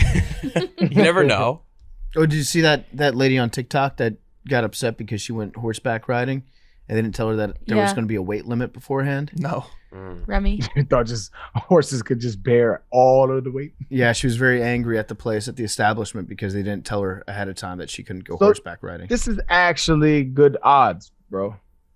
0.000045% of skydives result in death in 2020. But that's more than zero. Yeah, it's Yeah. higher than zero, which is what But it I would mean, take for me to do it. that's. But if you do driving, if you do walking, if you do flying, it's gonna be all more than this. Well, Right, What's the but here's percentage the of? thing: if you get in a car accident, there's a good even a bad car accident. There's a good chance you're going to survive. If one thing fucks up when you are skydiving, you are dead. Yeah, No ifs, ands, or buts about it. And it's a horrible, awful death because you're thinking about it for 30 seconds on the way down if you don't pass out. mm-hmm. So they say even the people that do die, it's not because of equipment malfunction. It's because skydivers were pushing themselves beyond their limits. So it's like pretty safe to do. You know what else is safe? Staying on Not the jumping ground. out of a plane. Safer. Actually, I would argue that not jumping out of a plane might be more dangerous. So it's I would disagree with you. anytime you're on an airplane, you should jump out because statistically, No. I'm saying if you're just going about your day-to-day life, percentage-wise, from the looks of the statistics, you're more likely to die from something else rather than you dying from jumping out of a plane. But unless you're in like a like some weird emergency, you have to drive places. You don't have to ever skydive. Like you'll never. That's true. There's never a situation where it's like, oh shoot, I have to skydive right now. okay. Here's the top 10 most dangerous recreational activities. You ready? Number 1. Any guesses? Can I have a hint? Fucking I don't know if I can give you a hint without just saying what it is. drinking, going to a bar. Shooting range. Free solo climbing. Oh yeah. Shooting range. That's relatively safe. Very safe. Yeah. I wasn't thinking solo Free climbing. solo Free solo climbing is a climbing recreational activity. Might be the stupidest shit ever. I'll never do. I don't fucking what. No. There's no way in hell I'm doing that shit. Yeah, that guy, the alpinist, I don't know how he, like, you have to be so fucking crazy to do that. Did you I have him think on we talked about Parliamentary? this. There's this Different Netflix. guy, but yeah. there's this Netflix documentary called Hope Solo. Or No, some Free shit like that. Solo. Hope Solo's a Free soccer player. Oh shit. Whatever. So yeah, okay. So okay, damn. Well, the Free Solo shit. That shit was fire. Like, not gonna lie, that was a dope ass documentary. But that shit is dumb. No, Like, but I he's- never do that. But it's like he's crazy. You're always in a game of one-upsmanship against yourself if you're a free solo climber. And if you're at the top of the game like that dude Alex Honnold is, you just keep trying to find crazier and crazier routes to take. And eventually you're going to get got by something. That's what happened to the alpinists. The only way you win is basically dying. And at that point, it's like it's not even about like it's you have an addiction, like you have a problem. Like it's not about you have an issue. You have like an adrenaline. What do they call like adrenaline junkies? Like you need that fix. Yep. Straight. Yeah. Finish the list. So free solo climbing is number 1. That's climbing without any sort of gear on you. Number 2 is base jumping. Which one's that? Base jumping is when you jump off of a structure and you have a parachute. So it's skydiving, but it's from a much lower altitude. And like a fixed surface. And a fixed surface. So it's like jumping, if you were to climb to the top of Freedom Tower, And jump off, pull a parachute. You don't have a margin for error where you can like wait an extra 5 seconds to pull your chute. Yeah. Number 3 is wingsuiting, which is wingsuiting is crazy because like it's just people that are flying. People can that's the little squirrel suit they have on. Yeah, Whatever. you jump off a Yeah. cliff or a mountain, and then you go through like rivers and valleys, and you can steer yourself. But then if you make a wrong turn, you're fucked. Number 4 is bull running. I don't know what that is. It's like Running Running of the of the bulls. bulls. Running of the bulls. Yeah. Okay. So it's not. I was thinking it might be something else, but yeah. 100% of people that die during that deserve that shit. That is the dumbest thing to do. Yeah. People always say like that's one of my life goals is to go running with the bulls. Why? That's dumb. It's very dumb. That's dumb. Number 5, hang gliding. So I guess I that's, wouldn't do that one either. Yeah. you don't have a motor. You're just up there. You don't have a parachute. You're probably not high enough to parachute out of the hang glider. Yeah, all it takes is like a really strong gust of wind, I think, and you're Yep. you're toast. Yep. Number 7, scuba diving. This one's pretty high up, actually. I didn't think that scuba diving Really? would be this high up. But I'll say that, cave diving seems like it should be on this list. I don't know why cave diving isn't higher than scuba diving. Number 8, recreational boating. I guess that's- Especially in Lake Lanier. yeah, I was gonna say going to Lake Lanier has a disproportionately high percentage of recreational boating accidents, and also just being drunk. People are drunk on boats a lot. I don't think people get Yeah. drunk and go skydiving. I think that's the main thing. People just get hella faded on boats. As a Mhm. matter of fact, every boat I've ever been on, somebody's drunk. Yep. Number 9, big wave surfing. I could see that being dangerous. I would never do it. And number 10, heliskiing. This is where people jump out of a helicopter, ski down a mountain, and then parachute down to the ground. Why isn't that number 1? Bro, it's like 6 things. It's combining like 3 other things on this that could be on this list. Fuck no. That's That- literally yeah. like the famous tweet that goes around every hockey playoffs. It's like, why watch overtime playoff hockey when you could do cocaine and ride a motorcycle out of a helicopter? Yeah, John That's what Boyce. that is. Heliskiing. Jump out of a helicopter, ski down a mountain, and then parachute down to the ground. I really wanted to do that when I was younger. Heliski? Yeah. Like me and my dad looked into it. Why didn't you go? Because I mean, you just explained what it was. decided to be a good parent. Yeah, my That's dad- why. I guess a better question is why did you want to do that? Because I was 10 and I was young and I was like, this sounds like a cool idea. I wanted to go to the top of Whistler and do it. Why do you have to bring the parachute into it? Because you got to, wait, what do you mean? Like, why would I do that? Well, no, I understand jumping out of the helicopter to land on the mountain to go skiing. Yeah. But then why do you got to also get on the parachute? Yeah, where do you parachute? You That just I'm ski, unsure. you ski to a cliff and then you ski off the cliff and parachute? I always thought it was just you get in the helicopter, they drop you off, and then you're like basically back country skiing. I got to say that sounds Skiing in general, like skiing and snowboarding in general, are really dangerous. I love it. Like it's my favorite thing to do in the winter besides play hockey. But it's I mean, I see every time I go, someone's hurt. Like someone's getting carried down the mountain. It's crazy. Yeah, you can run into a tree. There's so many people. You're you're going fast. It's hard to stop. There's ice, especially in like North Jersey. There's ice, and it's scary. I'm gonna add to this list trampolining. Oh, I love Just a trampoline. if you get a trampoline, your kids are gonna break an arm. Who is that? No, Jabba Chamberlain got like seriously hurt on a trampoline, right? Didn't he like lose a shit ton of blood? Yeah, I think didn't he break his ankle? Yeah, like he, really badly. Yeah, it derailed his career. I'm pretty sure. Yeah, trampolines are fucking dangerous. Yes. There's 1 or 2 kids in every town that has a trampoline, and they invite all their friends over, and there's always a kid over the summertime that breaks an arm, breaks a leg. It's just bad. Why would you ever get a trampoline as a parent? I wanted one so bad. Wait, Arian, would you ever let your kids go to like a Sky Zone or like a?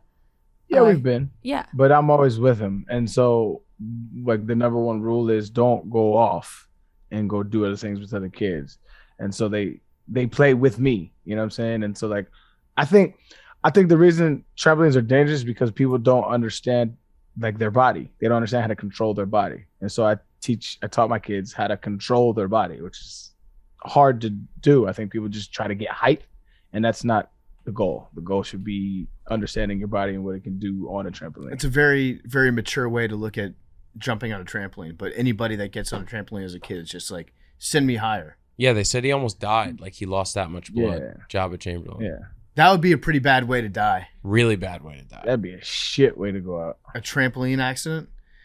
So if you look at sporting activities that led to the most injuries, number 1 is working out. 2 is basketball. I think that's just because more people play basketball. Yeah. Or I'm thinking people like yeah, that's actually surprising. people have heart attacks. Heart attacks playing basketball? Yeah, like running.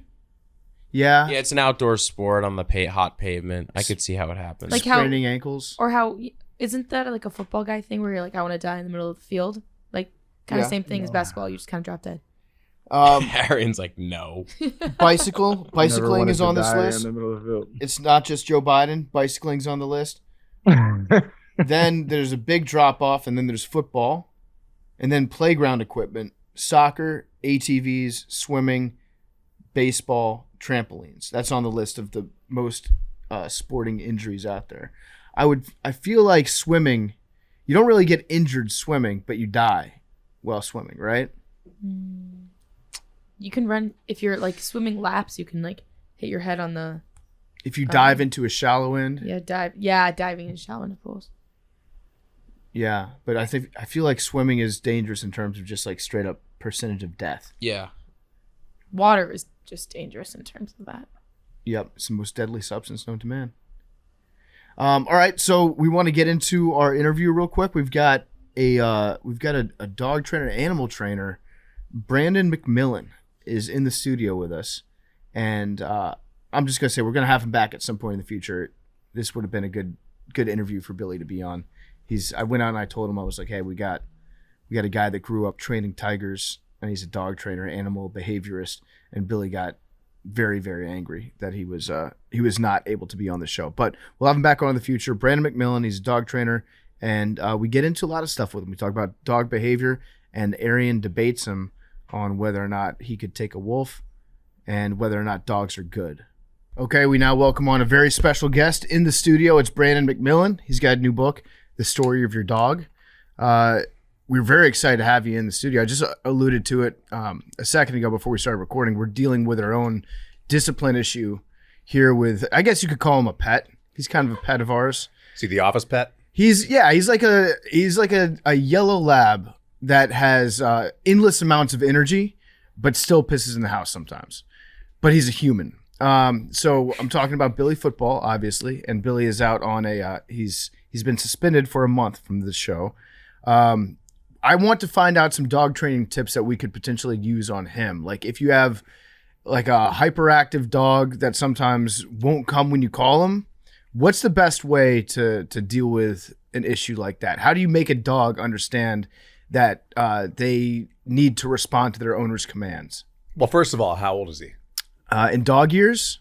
Well, Or in human real years? life, yeah. In real life, he's 23, I believe. No, dog years. I don't know even how that works. It's a human being. No. This is a guy. It's a 23-year-old man who's basically, he acts like I thought a you yellow said he was a lab. lab. I'm so confused here. We're Yeah. starting this off on a very...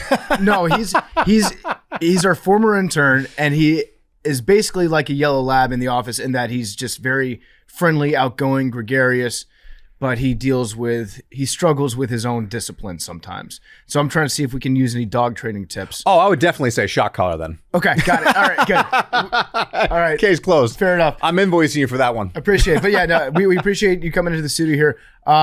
I'm fascinated with dog training. I've always been around dogs. I worked for a couple dog adoption agencies, and I called myself a used dog salesman back when I was setting up cages and stuff outside of a PetSmart. But they would always give me like the problem dogs I would try to like teach them the basics and make them adoptable, turn them from dogs that had like no structure whatsoever, and try to figure out how to find them home. So it's something that's like close to my heart. So I appreciate you coming in. Can you give us just like a little bit of background in terms of where you came from, how you got into this line of work? Yeah, my father was a tiger trainer in the circus.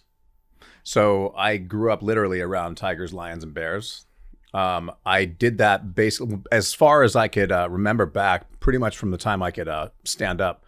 I was feeding my father's animals, cleaning cages when I was like 5, 6 years old. There's pictures of myself. I put it on my Instagram. Every once in a while, you see me feeding a baby tiger or like an adolescent tiger. And so by the time I was 18 years old, I had pretty much like, I don't know, probably 12, 13 years of experience with wild animals.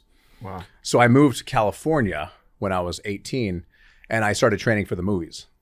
So I did that for a little over 15 years. And so movie training is very high level training. And so we were one of the bigger companies out there. If you ever saw The Hangover, that was our tiger. Oh, cool. So that was Katie. I raised her from the time she was about maybe, 4 months old, trained her her whole life.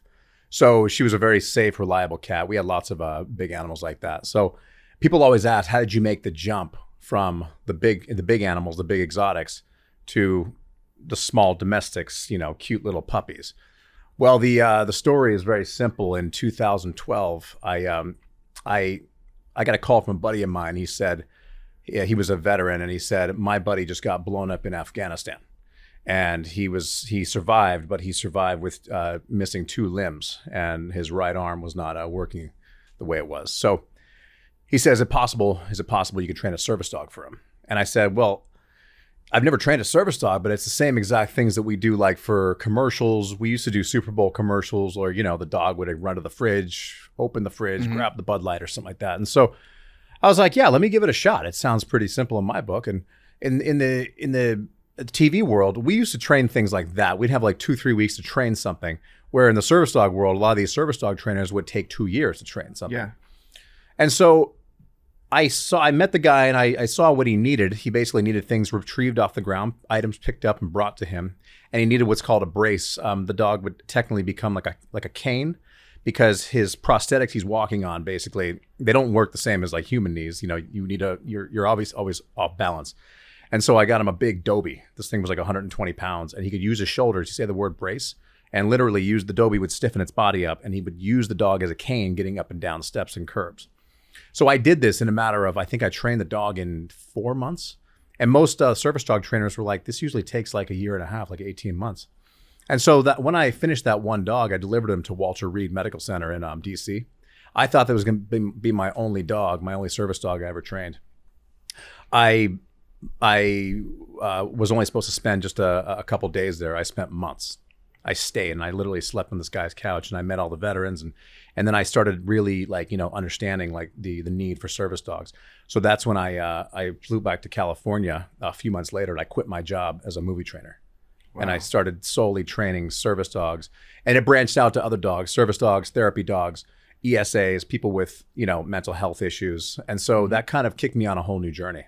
That's fascinating. And it sounds like you had a childhood that like it completely different from most people. Like most people grow up and they see tigers on TV and they're like, oh, that'd be so cool to be able to play with one. You actually got to be around them from a young age. At what point do the tigers kind of become and maybe they never reach this place, but like, is there ever a level where it's like, okay, the tiger is of a certain age, now more of its like primordial instincts are going to start kicking in, you have to be more careful around it?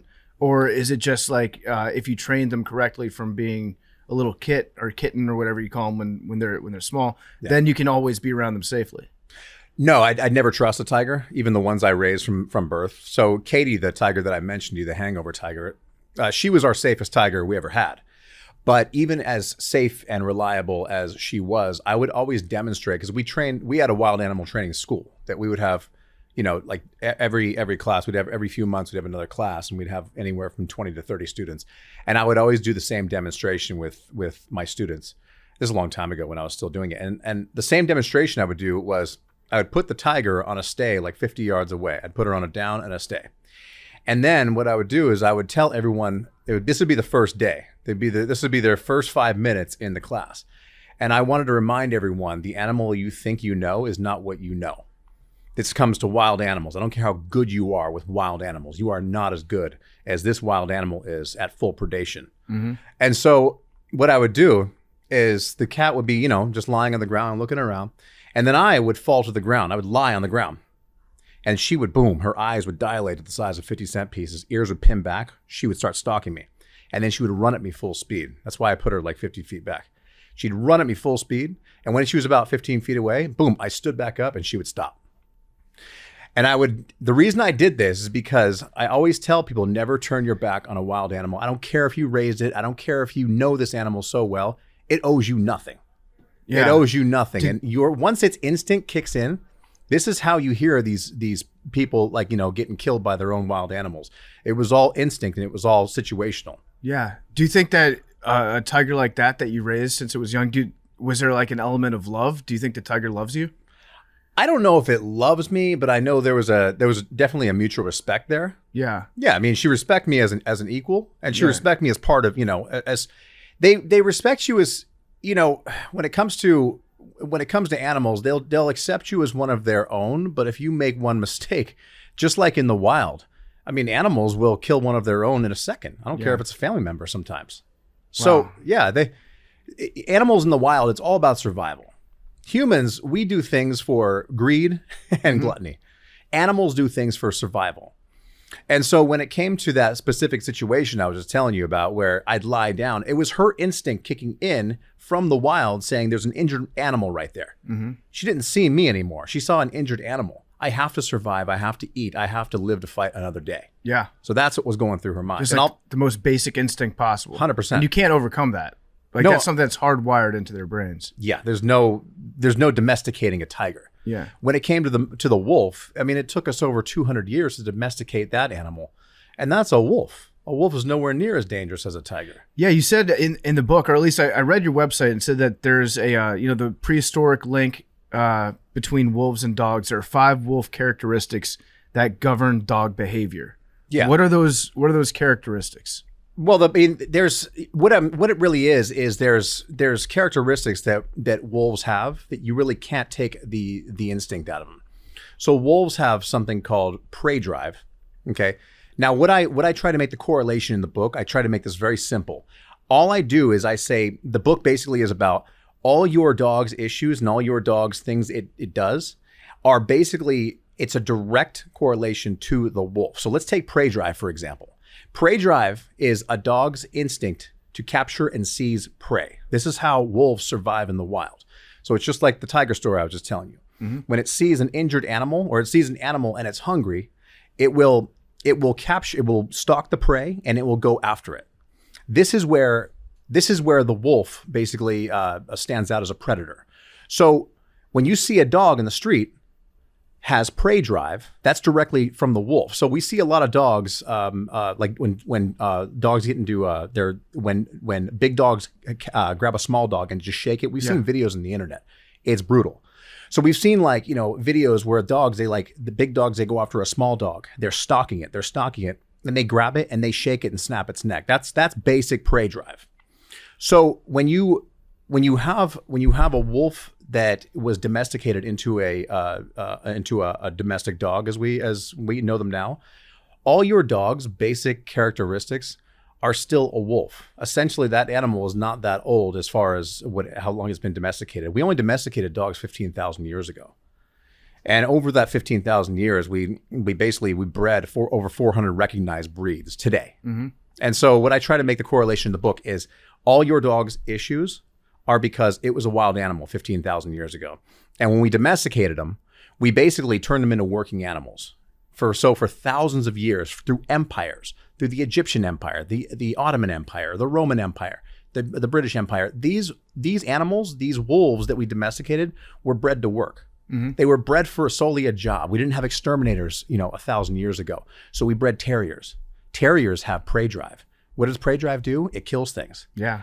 What do terriers kill? Rats. Yeah, like terriers, dachshunds. They have like a dachshund club here in New York City, and they meet up with their dachshunds. Yeah. And they take them out on the streets and let them hunt rats. It's Yes. crazy. You don't think of little wiener dogs as being these like vicious killers. Yes. But they see a rat and they're like, okay, it's on. That's prey drive. Yeah. And so that is a direct instinct of the wolf. And so the big question we have is, what happened in the past 100 to maybe 150 years? Okay, let's say the late 1800s. What happened? The Industrial Revolution happened. What did that do? That created all this technology we have. Now we have exterminators. Now the terriers out of a job. Mm-hmm. Now we have all this technology that at one point in time the dogs did. The dogs did all this technology for thousands of years, but slowly but surely, especially when the Industrial Revolution hit, now in the past 100 years, maybe a little more, we took all those dogs' jobs and just boom. They're being automated.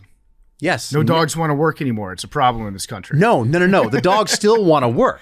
Do they? Yes, but we took the job away from them. And now here's the fun part. I always tell this to a lot of my clients because they say, I have a dog. It's he's got too much energy. He's always looking, getting into trouble, this and that. I said, here's what I want you to do. Okay. You have a let's say you have a shepherd. I want you to take the shepherd to an agility class.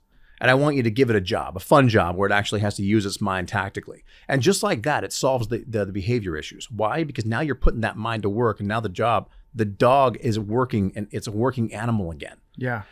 Once we took those jobs away, that's when all these behavior problems began. That actually makes a lot of sense. And going back to our own issue that we're dealing with a person, I feel like we could apply some of those things to Billy, like his. We need to get him. We need to get him active. And I need him a to start job giving Billy jobs to do again. Yeah, you need to give him jobs. We need to put like a vest on him so that he Right. feels like he's at work. Right. So this was my dog over here. This was Leroy. There are a couple pictures of him back there. Mastiff? He was about 165, 170 pound English Mastiff. English, yeah. He passed away like a year and a half ago. But he, when it came to his mind, Mastiff minds they're pretty simple. They're not the smartest dogs. They're loving dogs. They're awesome dogs. But I used to just give him like a bone with peanut butter inside of it, and then that would be his job that he would work on for. He could do that for like 2 hours, try to figure out how to get the peanut butter out. Not the smartest dog in the world, but we loved him. He had an issue though. It wasn't. I don't know if it was his fault or if it was the fault of the other dogs that would be around him sometimes. But tiny dogs hated him, absolutely despised him. So we'd run across like a Chihuahua or a Jack Russell Terrier, and they would immediately try to attack my big dog. And Leroy was just like such a loving dog. He would just try to hide behind me and run away from them and tuck his tail between his legs and try to get away from these little tiny yippy things. Yeah. What is it about small dogs that makes them such jerks sometimes? Well, that's all small dogs.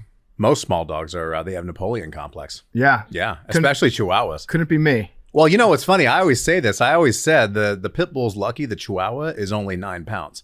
Because if the Chihuahua was 50 pounds, the pit bull wouldn't even be on the radar as a tough dog. Oh, if a Chihuahua was 50 pounds, you wouldn't be allowed to have a Chihuahua. It would be a hyena. They would be illegal. Yeah. Yeah. What is it about the small dogs though? Is that they have to act like they're big and tough because that's how they're able to survive? I can't tell you there's any like science that proves it, but yeah, I mean, I will say this: small dogs psychologically, they do have to be a lot tougher to survive. So what I've noticed, back in California, I've got videos all over the internet, YouTube of this, and what I've done is I've gone into the streets of like South LA and even into the deserts, and I capture stray dogs. I either capture them with my hands, a lasso, or I capture them in a trap. And what I you lasso stray dogs? Yeah. How do you do, like on foot, or do you have like an ATV or? No. I bait them in. I got to get treats, and I kind of like, I drop like little Skittles, just not actual Skittles, but I kind of got to get them close to me. Now, if I get them, point blank close, I have what's called a catch rope. It's like a lariat, but a very short one. All I got to do is just hook it around, just kind of noose the neck, pull it, and then it becomes a leash right away. Okay. And then the dog starts struggling and fighting me, but then, after a few minutes, it calms down. Now, if it's like from me to you, I can throw a lariat and just basically make it around, either the head or the body. You could lasso me right now? Technically. I feel like that's a lost art in America, isn't it? We used to do a lot It's- more lassoing back in the day. Nah, not the Cowboys in the Midwest. They're still doing it? they're still riding hard. Yeah. That's very cool, though. Big T, you got any questions for him? Yeah, I feel like we rushed past tigers too quickly. Yeah, fair. Like I know you work with dogs now, and that's awesome. But like, I feel like tigers deserves more discussion. So like, I'm assuming the biggest mishap you can have with a dog, like maybe they bite you and like that would suck. But like for the most part, a mishap with a dog isn't going to be that bad. Most of the time. Well, I will stop you right there. Okay. So much more people are killed by dogs every year than tigers. Right. Well, yeah. But I'm saying in what you do, did you see a mishap with a tiger come close? Like what's the worst thing that ever happened with a tiger? To me or somebody else? Anything that you know of or saw? I saw my father grabbed by a 400-pound Bengal tiger, inner thigh, picked him up in the air, shook him 6 feet in the air, and just kept shaking him. He's now missing a big U out of his inner thigh. Did he continue doing that job after that? Yeah, he almost lost his leg, actually. So this is back. I remember I was a little kid when it happened, and it was like the late 80s. And at the time, the doctors, they weren't familiar with animal bites. The specific hospital he was in, they weren't really familiar with it. So they sewed it all the way up. And with an animal bite, you're supposed to leave the bottom. You're supposed to leave it open for a drain because it's going to be a massive infection. They sewed him up.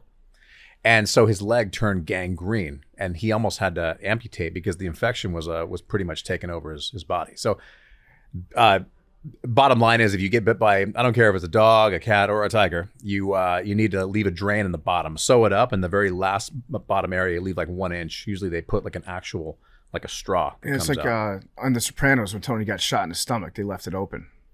Spoiler alert if you haven't seen The Sopranos. Yeah. It was I the worst. Speak on bullet holes. But It was the worst season of The Sopranos, so I'm really not spoiling much. But that's and so after you saw that, you were like, I want to do that when I grow up. You're like, this seems like a good line of work. believe it or not, I actually went further. Now I dive with great whites. Okay, so I have a question, and it's gonna sound rude, but I mean this in the most respectful possible way. What the hell is wrong with you? Like, why do you decide to do you have like an adrenaline thing that you like to fill, or is it just like you love wildlife? No, it's. I always explain this because this is the most common question I get asked. There, people are like, "Why do you do this as a job?" They're like, "There's so many other jobs you could have done. You could have sat at a desk with a suit and a tie on, and probably made more money." I'm like, "That's first of all, I'd blow my own brains out if I had to sit at Right. a desk all day." No offense to you guys. No, we don't say this is the only desk that I sit at. But no, I understand what you're saying. Like, yes, but if you're an outdoor guy, you don't want to spend your life under fluorescent lights. No, it's been ingrained in my system, so fear never registered to me with these certain things. Other fear registers to me. You know what I'm saying? I'm afraid of a lot of things, but when it comes to big animals, that fear doesn't register to me. Here's what I equate it to. You see these big wave surfers like in Hawaii, Portugal. These guys are riding mountains. I would be scared to death. I surf myself, and anything over like 10, 12 feet, man, I'm scared to death. It's just those things pound me, and I live in California. We've got some big surf out there. That scares the living hell out of me. When it comes to big animals, I don't care if it's a great white, an orca, a buffalo, a tiger, a lion. I understand the mentality. It's been ingrained in my genetics since the day I was born. It's just like the big wave surfers. Most of those guys, they grew up in Hawaii, they grew up in Portugal, Northern California. They were consumed with this every day of their life. Mm-hmm. So it doesn't scare them. They were already surfing when they were 5 years old. They were with their father when they were like, 7, 8 years old, surfing 10, 12 foot waves. When they're 16, they're already out there surfing 30 foot waves. Yeah. Same with me. By the time I was, there's pictures of me on my Instagram, my mother literally holding me in one arm, and she's holding a baby tiger cub in her other arm. 5 years old, I was bottle feeding him. 10 years old, I was training him. 15 years old, I was already professional. Mm-hmm. So it's been ingrained in my system where the fear didn't register. Now, having said that, yes, I know what they can do to me. I'm not an idiot. Steve Irwin died. Yeah. If anyone, if you want to use example of anyone who knew his stuff, Steve Irwin, of course, knew his stuff. So situations happen. It's just a freak accident that happened to him. I mean, yeah, technically it wasn't a freak accident. I mean, stingrays, they do shoot their barbs up, when something hovers over it. Yeah. It's just, I wasn't there. I didn't see the video, so I'm not going to even like speak on it. But the reality is, you know the risk when you're dealing with wild animals. You know what they're capable of. We actually had the guy, I forget his name now, the 100-foot wave guy from the HBO series. Garrett McNamara. Yeah, Garrett McNamara. Yeah. He came on Part of My Take a couple months ago, and I was talking to him about how much he loves surfing, how much he loves the ocean. You know, he's actually allergic to seawater. What? He's allergic. Yeah. Are you serious? He's allergic to salt water, and he's just like, yeah, you know, if I spend too much time out in the ocean, I get extremely itchy. It becomes very uncomfortable for me. But that's like where he lives. He lives in the ocean. So funny story. I'm actually allergic to cats. I'm allergic to all cats, so not just house cats. If you had a cat in here, Yeah. I'd be sneezing. Now, lions, when they rub against you, they put a lot of weight and they rub on you. They start right here and they rub their tail. And so if it's, California summer, it gets hot and I wear shorts. And so I've got, my calf fully exposed, and they wrap their tail around my leg. And suddenly I get these hives, this like rash for like an hour of like this spiral around my leg. Leopards do it too. And it's so weird to me. Like, you guys both kind of have that same thing where you're obsessed with something, but it's actually like damaging to your body to be around it, but you just love it so much that you're like, you know what? That's what I'm going to do. Well, look, I'll say this. What else would I have done in my life? I don't know. Yeah. I'm not good surrounded by four walls and a roof. Do you feel like you're caged right now? Kind of, yeah. I always look for the exits in places like this. I'm like, all right, if something happened, where would I be? Yeah, who would I use as a human shield? So, like, if you look at humans from that same evolutionary standpoint, like, what are the guiding drives that we have that maybe like fuel our everyday functions that we don't even think about? You know, like how cats and wild animals like a tiger, if they see somebody lie down, they're like, oh, food, that's prey. Yeah. Do we as humans have anything like that like subconsciously affects our behavior? I'm sure, yeah, we do. I mean, if you think about it, there are basic instincts that we will never get out of our system. I'm hungry, I'm horny, I'm thirsty. Yeah. I mean, these are basic instincts. Big three. Yeah, of course. Yeah. I mean, those are kind of the basic survival skills. Mm-hmm. And then you have basic territorial skills. So, of course, we have a house, and what do we have in our house? We have a front door with a lock. We have our fence. And what happens is we're always fine people walking on the sidewalk. All of a sudden, somebody walks one step into our front lawn. What do? We scream at them. Yeah, get off my lawn. It's the same with a wild animal. Yeah, it's our territory. Yeah. It's interesting to think about. So funny story. I was in Egypt 2 years ago. It was actually the very beginning of the pandemic. I was there when like no one was there. I already booked the trip. And Egypt has probably one of the worst stray populations on the entire planet. There's more strays than humans there. And the strays there, this has been ingrained in their culture in the stray population now for hundreds of years, where the strays are born and raised strays. They're not like, they just didn't escape out of someone's yard. So they're actually wild animals. Yeah. They're wild dogs. And they are so instinctively tactical about their dividing lines of what their territory on the streets are. I was sleeping in the middle of the night, and I heard this massive fight going on outside my window. I look out there, and there's a big dog fight going on, and there was a park bench. So I went out there the next morning, and I noticed that park bench was the dividing line between these dogs. And so what they did was they used the park bench. This is our territory. When one dog stepped over the line, it was attacked by 20 dogs. That's fascinating. Yeah. So we did the same thing. They should treat the park bench like that should be the goal. It shouldn't be the dividing line. The park bench is probably primo sleeping territory. Like, I would expect that one of them want to just like stay up there, king of the mountain type thing. Well, these are packs. These are like literally packs of 20 here and then another pack of 20 on this block. And if you cross that line, I'm telling you, there's a dog fight to be had. It's gangs. It's total gangs. Gangs of Egypt. But we do the same thing. Yeah. No, it's true. It's true. Like, you don't think about like the defensive mechanism that kicks in when you see a stranger like walking up onto the path to come up to your front door. You're like, who's that? Do I trust this person? You go through all those calculations and you're like, stranger danger. That's our animal instinct. Mad Dog, you got any questions? Yeah. So as someone who has raised dogs and been around dogs, do you like have a pet dog? Or do you think that as someone who's trained dogs, like you want them to not be confined to four walls or whatever? No, of course. Because the reality is right now, currently in the shelters, I mean, every year, there's upwards of 1 million dogs a year euthanized in America because they can't find homes. So of course, I mean, all my dogs are rescues, and right. I mean, at any given time, I got four.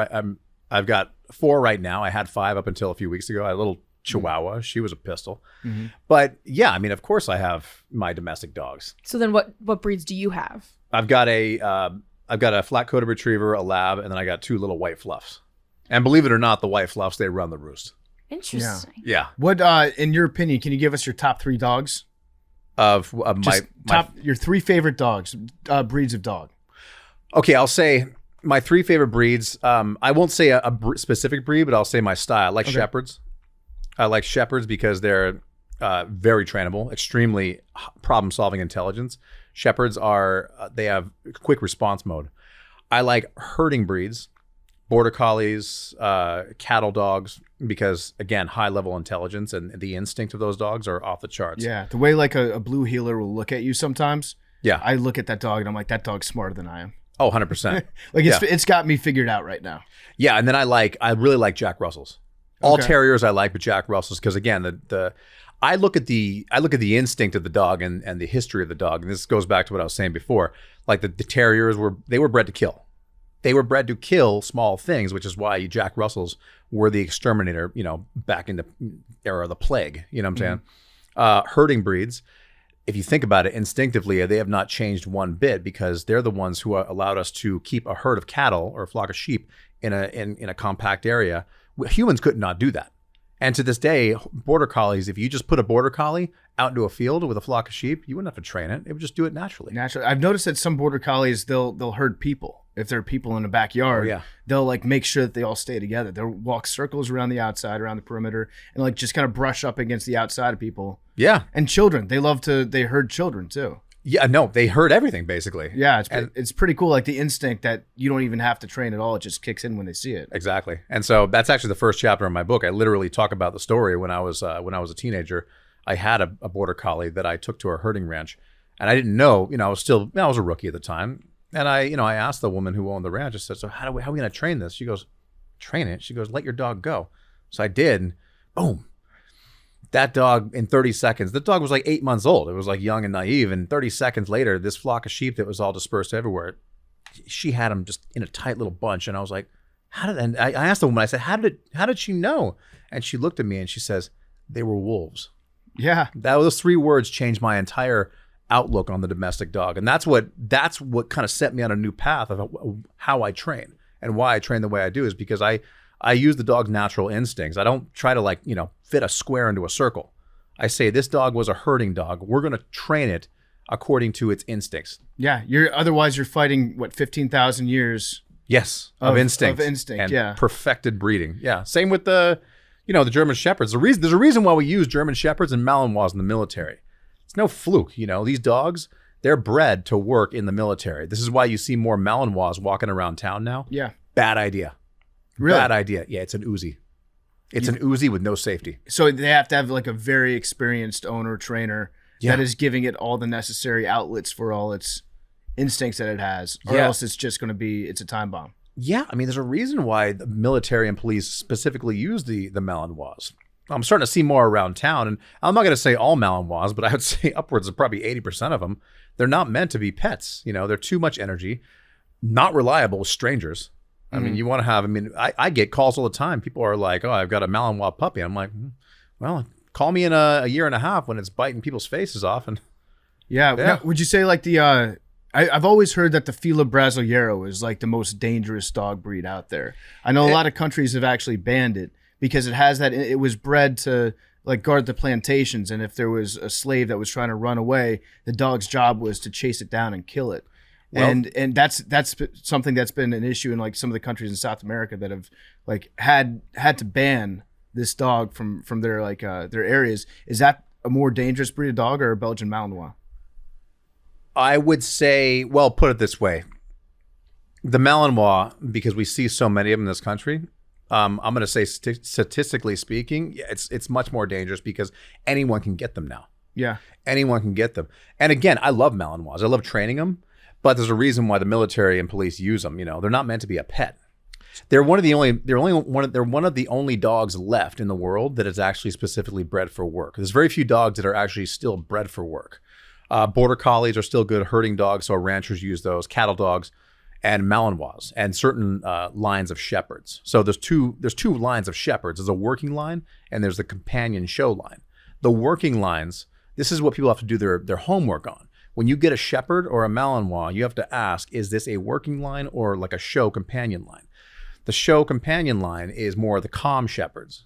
And the Malinois, most of the lines are the working dogs. They're high energy, they're drivey as hell, and they are not good with strangers.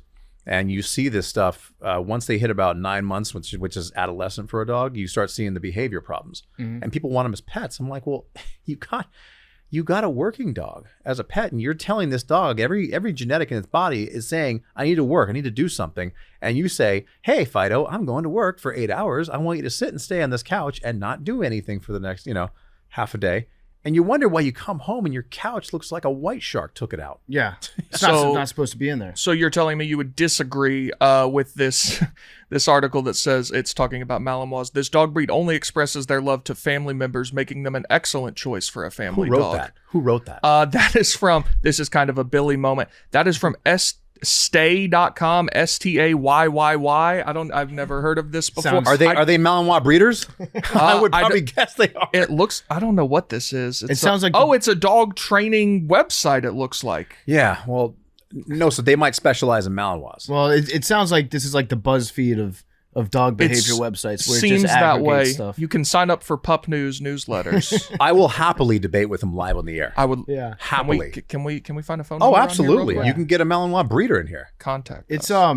a lot of people they get their dogs without ever doing the most basic background research 100%. of what they need for a dog. We have a long-standing debate on this podcast, actually. Arian Foster is one of the co-hosts. He's not here right now. He's going to be joining us in a little bit, probably just later on this afternoon. But I want to get you out of here. I think you have maybe. Oh, we said we would go 30 minutes with you. Are you cool sticking around for another 5-10? All right, cool. So a debate that we've been having on the show for a while is, could Arian Foster defeat a wolf in hand-to-hand combat? Now, Arian was I want to say like a 4 or 5-time Pro Bowler. 4-time Pro Bowler, led rushing in the NFL. Yeah, he's a great athlete is what Good we're getting at. He's mediocre hands, subpar speed, but really great athlete, very strong, very shifty. He says that he could beat a wolf if it was hand-to-hand. Do you think he has any chance? How big is this guy? He's a big dude. Yeah, he's big. He's What, probably 6'1", 6'2". 6'2". Yeah, probably like 6'2", 230. Yeah, probably about that. Professional athlete, so he's also trained in jiu-jitsu. That's not going to work against a wolf. You can't use the wolf's aggression and speed against it. Trust me, you can't. Yeah, a wolf doesn't tap. That's the difference. You can try it on a wolf. They got teeth. Yeah, Go ahead and lock that arm up. They're going to bite your thigh. yeah. Good point. No, here's the reality. If it's a dominant male, a big dominant male, like 120, 130, Are you talking about the wolf? the wolf. Okay. And it's very hungry, desperate.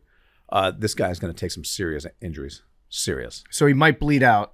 I can't tell you who'd win that. I'm not going to get in that debate anyway, because knowing some of these knuckleheads out there, they might actually try it. Yeah. But I will say this: a desperate animal is a dangerous animal. Okay. Yeah. Yeah, I don't think Arian's desperate. That's the thing. Yeah. Like When Arian's rich, No. so he's too comfortable. I don't Yeah. think he's got like. he has too much to lose. I wouldn't even bother trying. Yeah, well, so he's had this debate for years. He's like every time somebody interviews him, I think he had a long said it on debate Joe with Joe Rogan. Rogan about like whether or not he could do it. I think prime Arian Foster could defeat a wolf. I think now he's gotten too soft and content with his life. I don't think he has What's, anything to prove anymore. Yeah, What belt is he? I think he's a black belt Yeah. in jiu-jitsu. Yeah. Yeah. He says he can crab walk. That's all about. I know about. He can jiu-jitsu. crab walk. That if you can crab walk, you get a black belt in jiu-jitsu. Yeah. Well, I mean, maybe no gi. I wouldn't say gi because you got nothing to grab onto. And then you grab that hair, your hand's going to get bit. Yeah, just go nude against the wolf, mano a mano. Oh, then your junk's going to get bit. So I've always heard that one thing that you can do. Actually, I haven't always heard this. There was one person that we interviewed a long time ago that said to establish dominance on their dog, their dad took off all his clothes except for his underwear, went out in the backyard and wrestled his dog and pinned it, and then from that moment on, the dog respected his dad. I have never heard anything so ridiculous in my life. Dogs will not respect you automatically if you can submit them. I mean, I wouldn't recommend trying it, but I had somebody come to me a few years back, and I'm not going to name who it is, but she came to me and she goes, Brandon, I got a big problem. Like I said, what's up? She goes, I just got bit by my dog in the ear. I said, how'd you do that? She goes, well, I read something on the internet, and if you want to show dominance to your dog, you bite them in the ear. And I was like, how'd that work out? You didn't realize a bite causes another bite. Yeah. Yeah. So what's the first thing that you would do if you were called out, if there was a wild dog that you just lassoed and it was, being aggressive, it was fearful or whatever, and it was trying to protect itself, and you wanted to, train it, you wanted to domesticate it. What's the first thing that you do to gain the respect of the dog? Form a relationship. I do this all the time. Like I said, on the streets of Los Angeles, I capture strays all the time. And the first thing I have to do, number one, we check, obviously if it's got an owner. And, we'll talk, remind me in a second. I'll get to the 5th of July if you guys never heard of that. But the first thing I do is form a relationship with that dog. You try to show dominance to a dog you never met, you might be in for the fight you didn't want. Yeah. Because remember, dogs have different weapons that we have. Yeah. We've got fists, they've got teeth. And they also might be afraid that you're trying to kill it. They might be afraid that like they're in a life or death situation when you're just trying to be friendly to it. Yeah. A cornered animal can be a dangerous animal. So how do you form that relationship? You got to do it naturally, just like we do with humans. You can't force it. And the beauty is, dogs know a fake. They know a fake from a mile away. So you got to form it naturally. And unfortunately, I always say this, dog training and dog relationships, they happen at the speed of life, not the speed of light. You got to just do it naturally. Mm-hmm. You can't just force it. Mm-hmm. Sit there. You'd be amazed what you do. You sit down with a dog for, a few hours. Next thing you know, it starts to trust you. You try to force it, not going to happen. Just be yourself to a dog. Exactly. Yourself. Let the dog decide. So so Arian, the same guy who says he can fight a wolf, also hates dogs and thinks that he hates dogs? Hates dogs. Hates them. He's a weirdo about hates dogs. Dog owners. Says you kidnapped them from their family. Yeah. What? He's bad takes on dogs. He's more of the return to wild kind of guy. He doesn't think that we should have dogs as pets. Does he live in a house? Yes. He does. That house is made of wood. How many trees that has wild animals living in it? His house now sits in an area that coyotes and bobcats and everything lived right where he lived. I wish this guy was here. He gentrified the wilderness.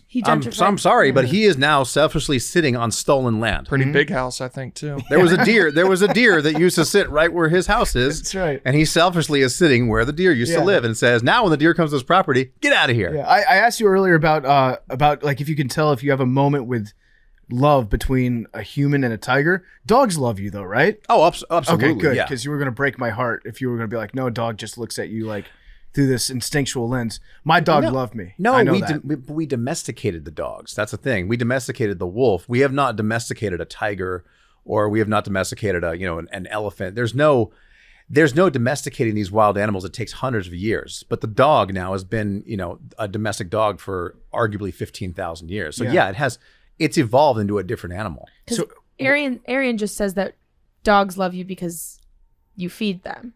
So that's wrong. They actually love you.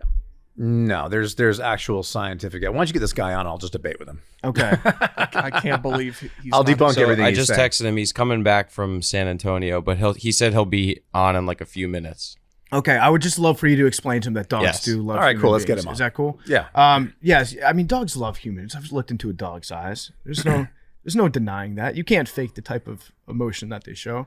Well, put it this way. There's a lot of stories of dogs hovering over the graves of people that died. They can actually smell them 6 feet under. Yeah. I saw a TikTok of that the other day. I sobbed. It Breaks my heart. It was like a 20-year-old kid who died, and the mom took the dog to the grave, and the dog started dig. I was sobbing. I don't want to watch No, that. That would make it me happens cry, all too. the time. So why haven't we domesticated tigers? What's stopping us? What's the point? It'd be awesome.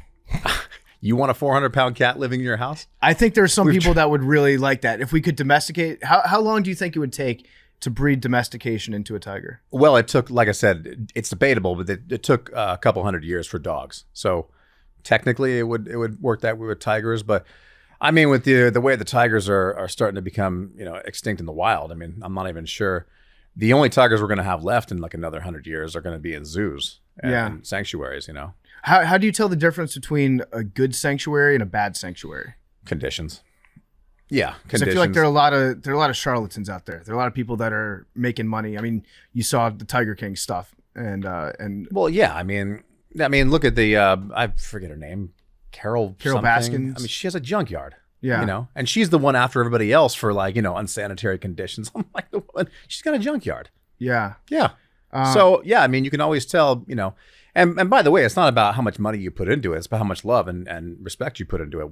We had our animals in not only extremely, I mean, our conditions were so clean you could eat off the floor, but we actually could get our animals out. We would walk with our animals every day. We'd put them on a leash and hike up canyons with them every single day. So we had a ranch in California that was like in the middle of nowhere.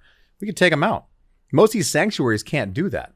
So even if you have a big sanctuary, you're still in an enclosure. It's 20 feet this way and 30 feet this way. It's still a cell. Yeah. Yeah. Do We you, would actually hike with our animals Do you get sick of humans? all the time. Do you prefer animals to humans?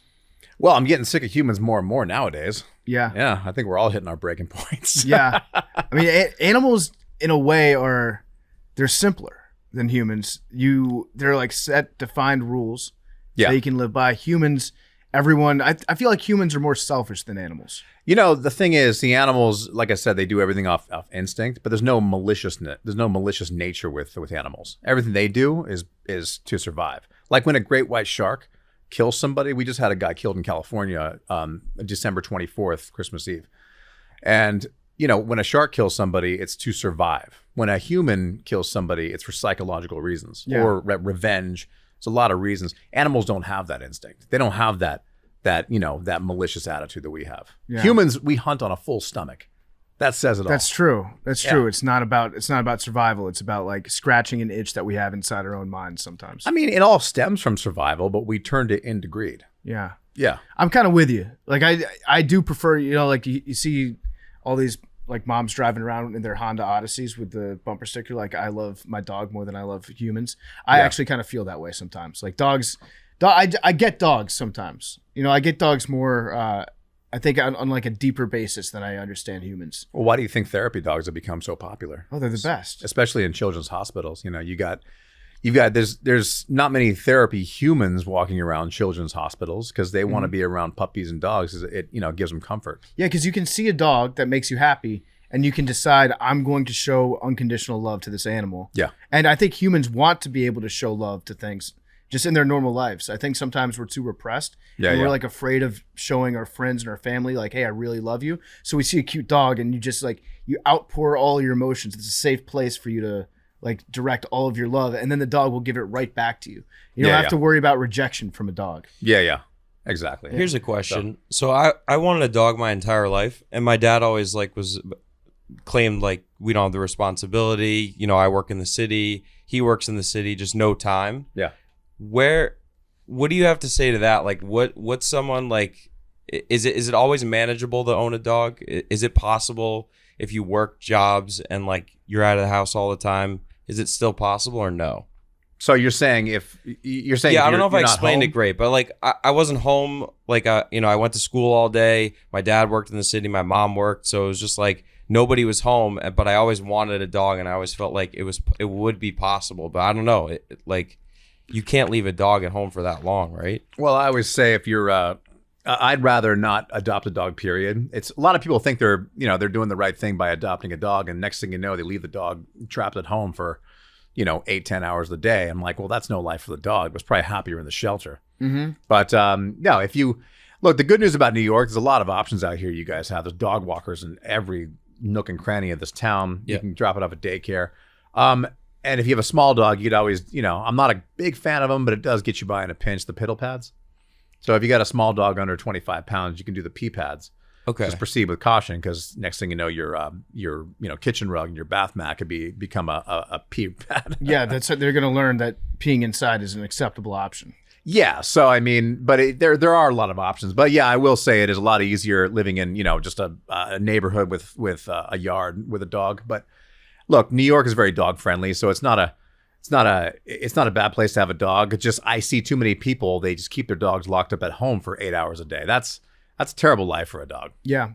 So you mentioned the 5th of July. I actually had a friend that lost a dog on the 4th of July when the fireworks were going off. We had to chase this dog all over town. Eventually found it, got it back. But we didn't realize at the moment, because we were young, we were like 21, 22, didn't realize what an issue it was for dogs on the 4th of July during fireworks to get scared and to just panic and try to run away. It's huge. So, I do PSAs all the time on my social media, and a lot of people to this day, it's not common knowledge to the average person. So there's 2 days of the year that are the most populated days of the year at the shelter. That's the 5th of July, and that's the 1st of the year. Mm-hmm. What do those 2 dates have in common? Fireworks. Dogs are Drunk. scared to death of Drunk people and fireworks together. Yeah, exactly. And idiots. Dogs are scared to death of fireworks. And that comes back, surprise, surprise, the instinct of the wolf. You ever seen a wolf in a thunderstorm? Scared to death. What do? They run. Our domestic dogs, they have not evolved yet past the point of listening to these booms in the sky and saying, I could be content with it. And so on the 5th of July, most people are going to the shelters to find their dog, Mm-hmm. And so this is why the good news is nowadays there's a lot of options. So I always say, of course, have a tag on your dog and have, a microchip. What about, especially nowadays, more and more cities are cutting their funding to animal control. You know what that means? It means the animal control are not out looking for strays. So now a lot of dogs aren't even getting picked up. So what do? Cool thing is now there's technology. We can put like GPS dog collars on our dogs now, and so there's really cool devices out there. I use the Link device. It's a Link. It's a GPS collar. It's got a tracking device on it. So basically, if my dog gets out, I literally have an app on my phone, and I can see, oh, my dog is 6 blocks away. And so we have technology now that has changed all this stuff. So in the past, usually 5th of July, it was kind of a wrap. Yeah, you never found your dog again. So now we have technology that's changed all that. But it's just a PSA to all the people. We do have 4th of July coming up.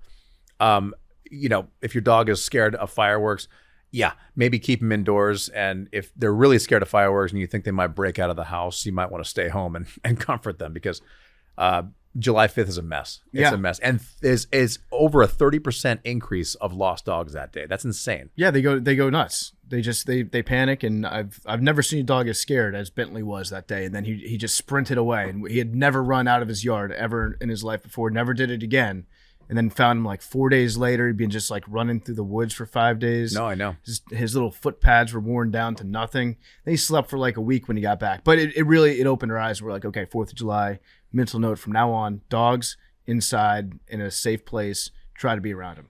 Yeah, but like I said, you gotta have all these measures now. It's not just about the tag on your collar. It's not about the microchip. There's GPS collars now. There's all kinds of stuff in the market. So, we're at a different time now. It's literally like a cell phone on your dog. Mm-hmm. It's very cool. This is a very important question. Do you let your dog kiss you on the face? Of course. Okay, good. Unless they eat poop.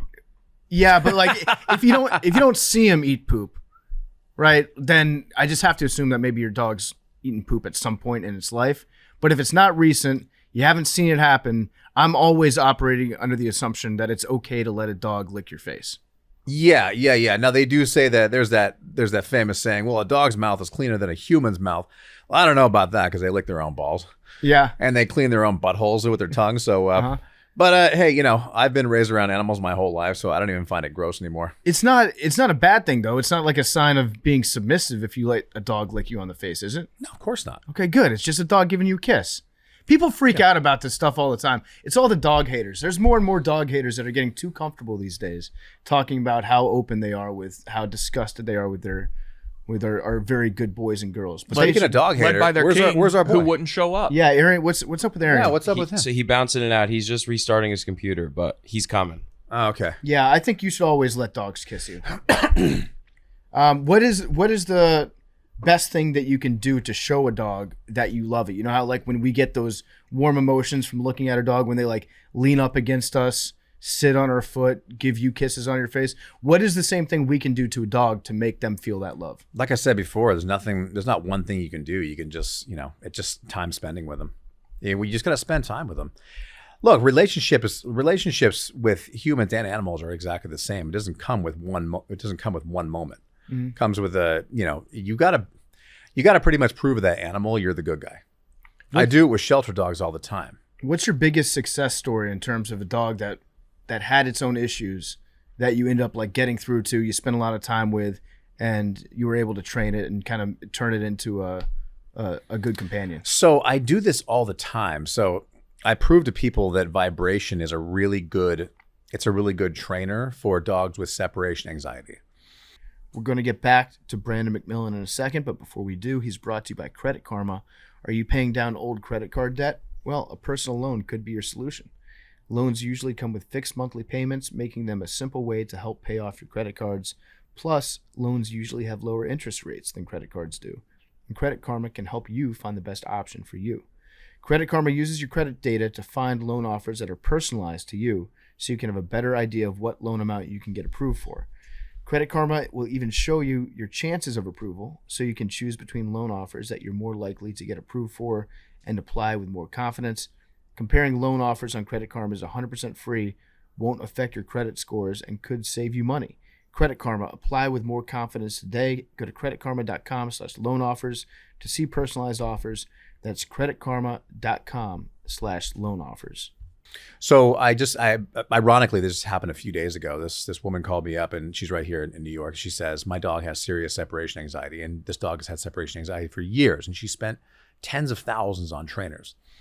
And I was like, so what did they do? She's like, well, they have me go out in the hallway and wait for like an hour, and if the dog, is good, and then I give it a treat. And I was like, how long do you last? She goes, well, I last for like 5 minutes. The dog screams its head off. I was like, here's what we're gonna do. We're gonna put a collar on your dog, and it's got a vibration. And all I'm gonna do is I'm gonna wait for your dog to start freaking out, and we're going to just simply give a little vibration to the neck. That's it. Everyone's like, oh, it's a shock collar. It's not a shock collar. Hold your hand out. It's like a cell phone vibrating. So we go outside of her door, and we put a FaceTime, on her dog to see the whole situation. And the dog starts freaking out, and I hit the button, and it just goes on the neck, and the dog's like, oh, it stops. And then a couple seconds later, starts freaking out again. Do it again. By the fourth or fifth time, that was it. The dog was silent for about 40 minutes. And she was looking at me. She said, oh my God, she goes, I spent thousands on a trainer. She's had like multiple trainers over the years. Mm-hmm. Nobody can make a dent. And so it's simple success stories like that. Ironically, it's that collar, that little device I was just telling you about, that Link device. Mm-hmm. It's got a vibration feature on it.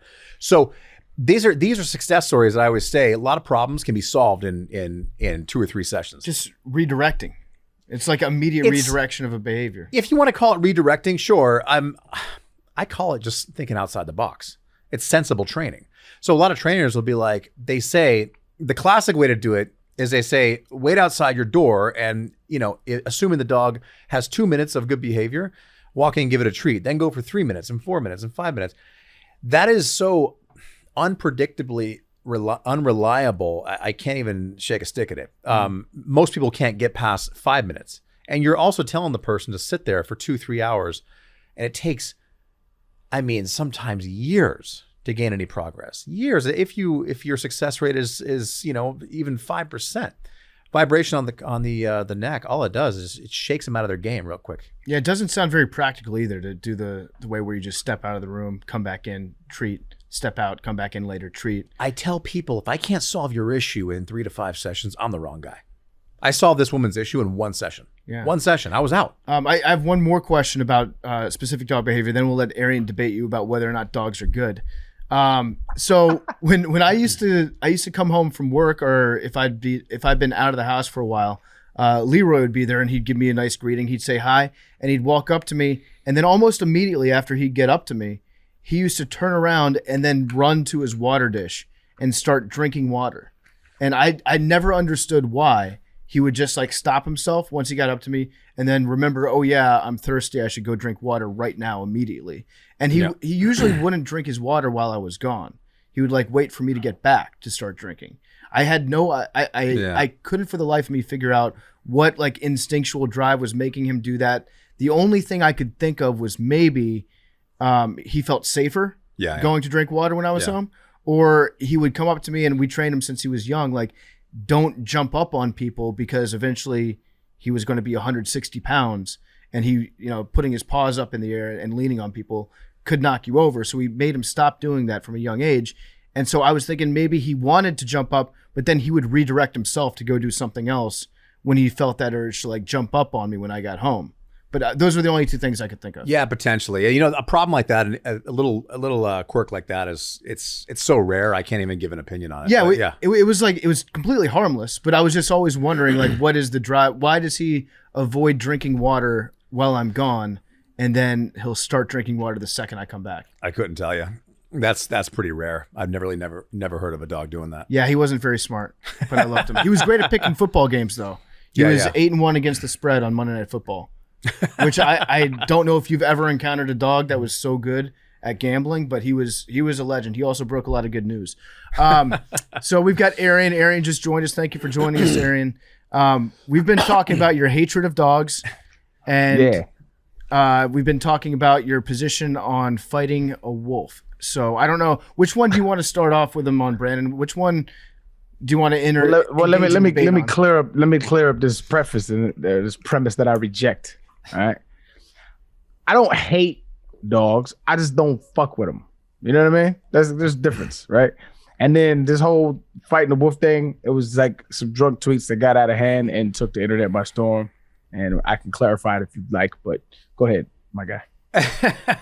You do hate dogs. Yeah. Do you? Okay. I don't, because that implies like I would like, I seek out, like, I think about them. No, it's just like, I just don't fuck with them. I like, need you know to what I'm find saying? the Like, text where you were like, I hope my buddy's dog fucks with my kid or something so I can kill it. I do, So, actually. so you just said, I don't seek out, like you actively hate dogs and want to kill them. I actively hate that dog. I don't hate all dogs. Like, there's one dog that I really like, and it was my dog that I had. So I like him. So hold on. So out of control. Aaron, this is Brandon. Good to meet you, man.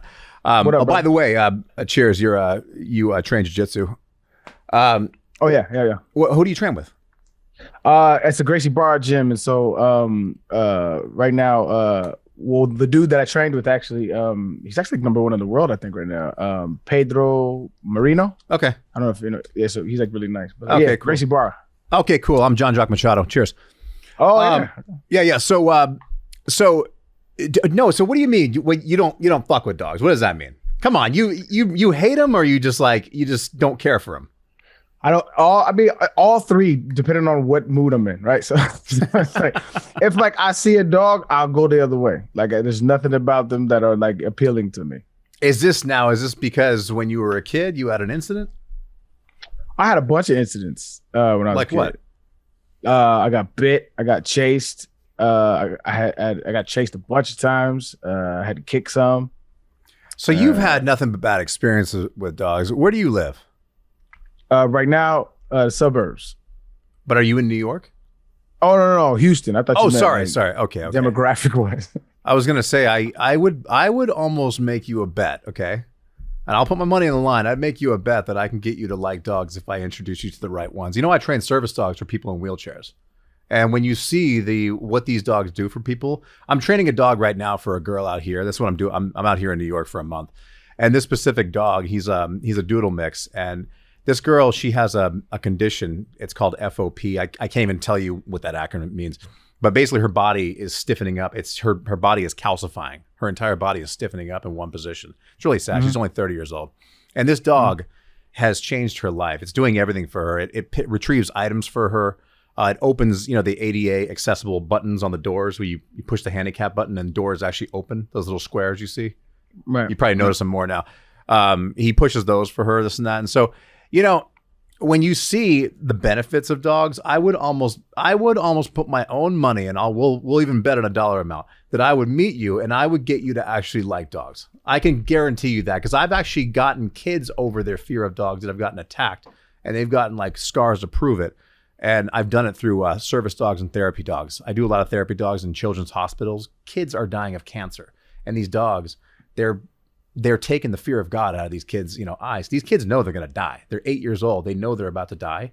And these little puppies, they come in and they take the fear away from them, So you got to remember. Arian, do you hate children? Yeah, fuck you, Arian. That's like he's totally changed the conversation to dogs to like little children. No, and it people sounds with like you hate sick debilitating kids. disease. Why do you hate sick children, Arian? Why do you hate sick children and disabled people? Like, all right, so let's look at. I'm a fairly reasonable man, right? So when I say you can never really make definitive statements, right? Because there's always exceptions to the rule, right? There's always, so it's like, if there's dogs that help people with like seizures and woo-doo, like all of that stuff, that's amazing, right? I would never want anybody to not go without their little pooch, right? That helps them in that way. Yeah. But for the 95% of the other dogs, fuck them.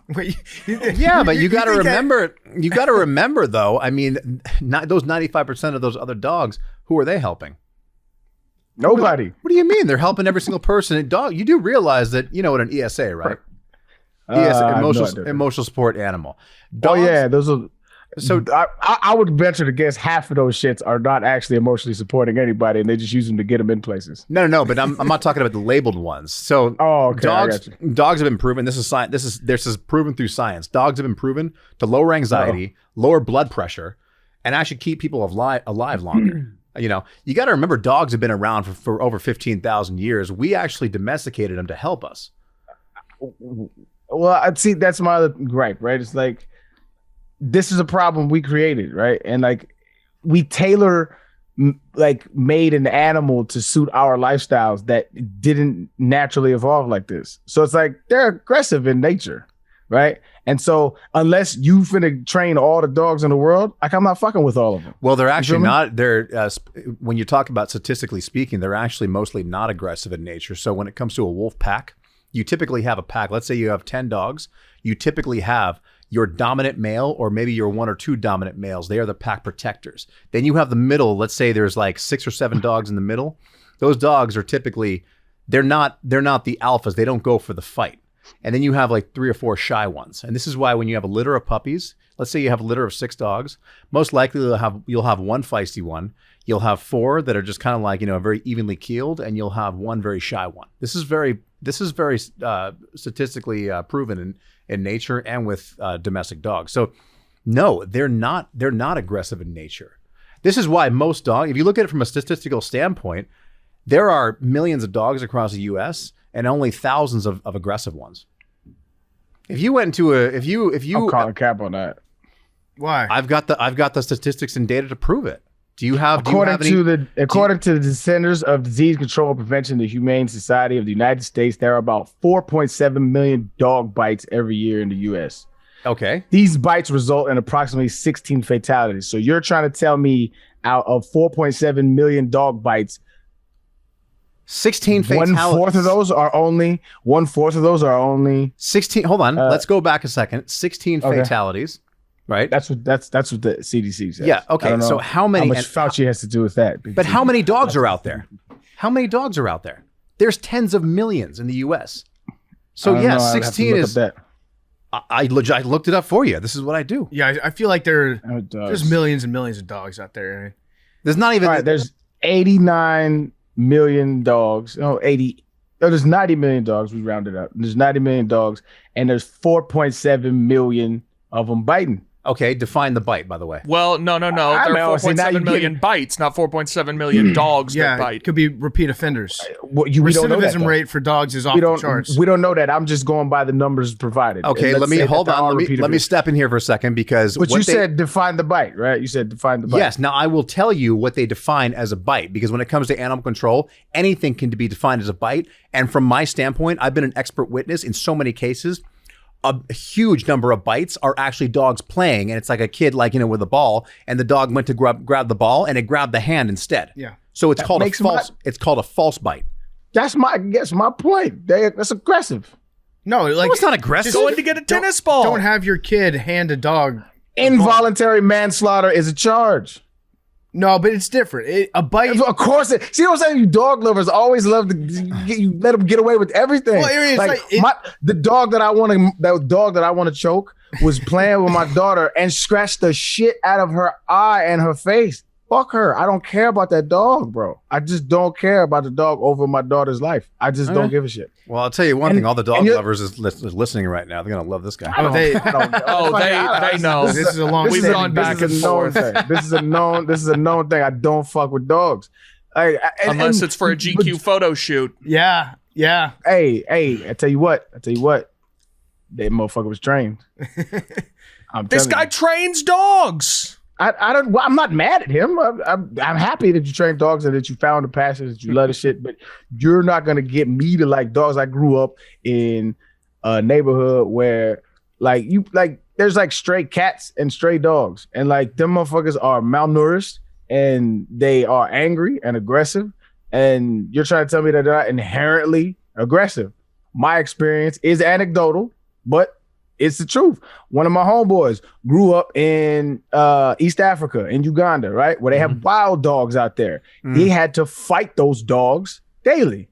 And so it's like, when he came here, like he's one of my best friends. So like when he came here and we first started talking and stuff, we went over to somebody's house and it was like, he's like, do you have a dog? He said that. And he's like, yeah. I was like, well, I'm not coming in. And I was like, I'm not going in either. I don't fuck with dogs. And they was like, what? And then we started rapping. He started telling me his experience. I told him mine. He was like, yo, I don't understand people in America that domesticate dogs. I don't get it. It's not something I grew up with.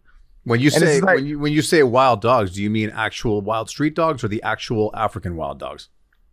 I don't know if he studied their taxonomy when he was growing up. No, because there's the actual wild animal, or there's the street dogs. And technically, look, I don't know his story. I don't know why these dogs were so aggressive, but the African wild dogs, oh yeah, they take down big game. They take down zebra. That's what I'm saying. But that's a wild animal. What about wild animal? Feral humans? Could you train a feral human? You asking me? Yeah, like it. No, I can't train humans at all. They don't listen. I think that you can train any dog. Like I don't think that it's not like, I don't think that they're a lost cause. I just think that it's something that I just don't see. There's no appeal in it for me. Like, one, you're kidnapping most of them, right? Kidnapping most of them from their family, and you're taking them from the joy that they were born into for your own pleasure. Now do the house. Okay. Do the house. What's that? Tell him about the house. The house. About his house. He was saying that you probably live in a house that's in a neighborhood. Oh, that's right. That's right. That you kidnap nature. Your house is built of wood, right?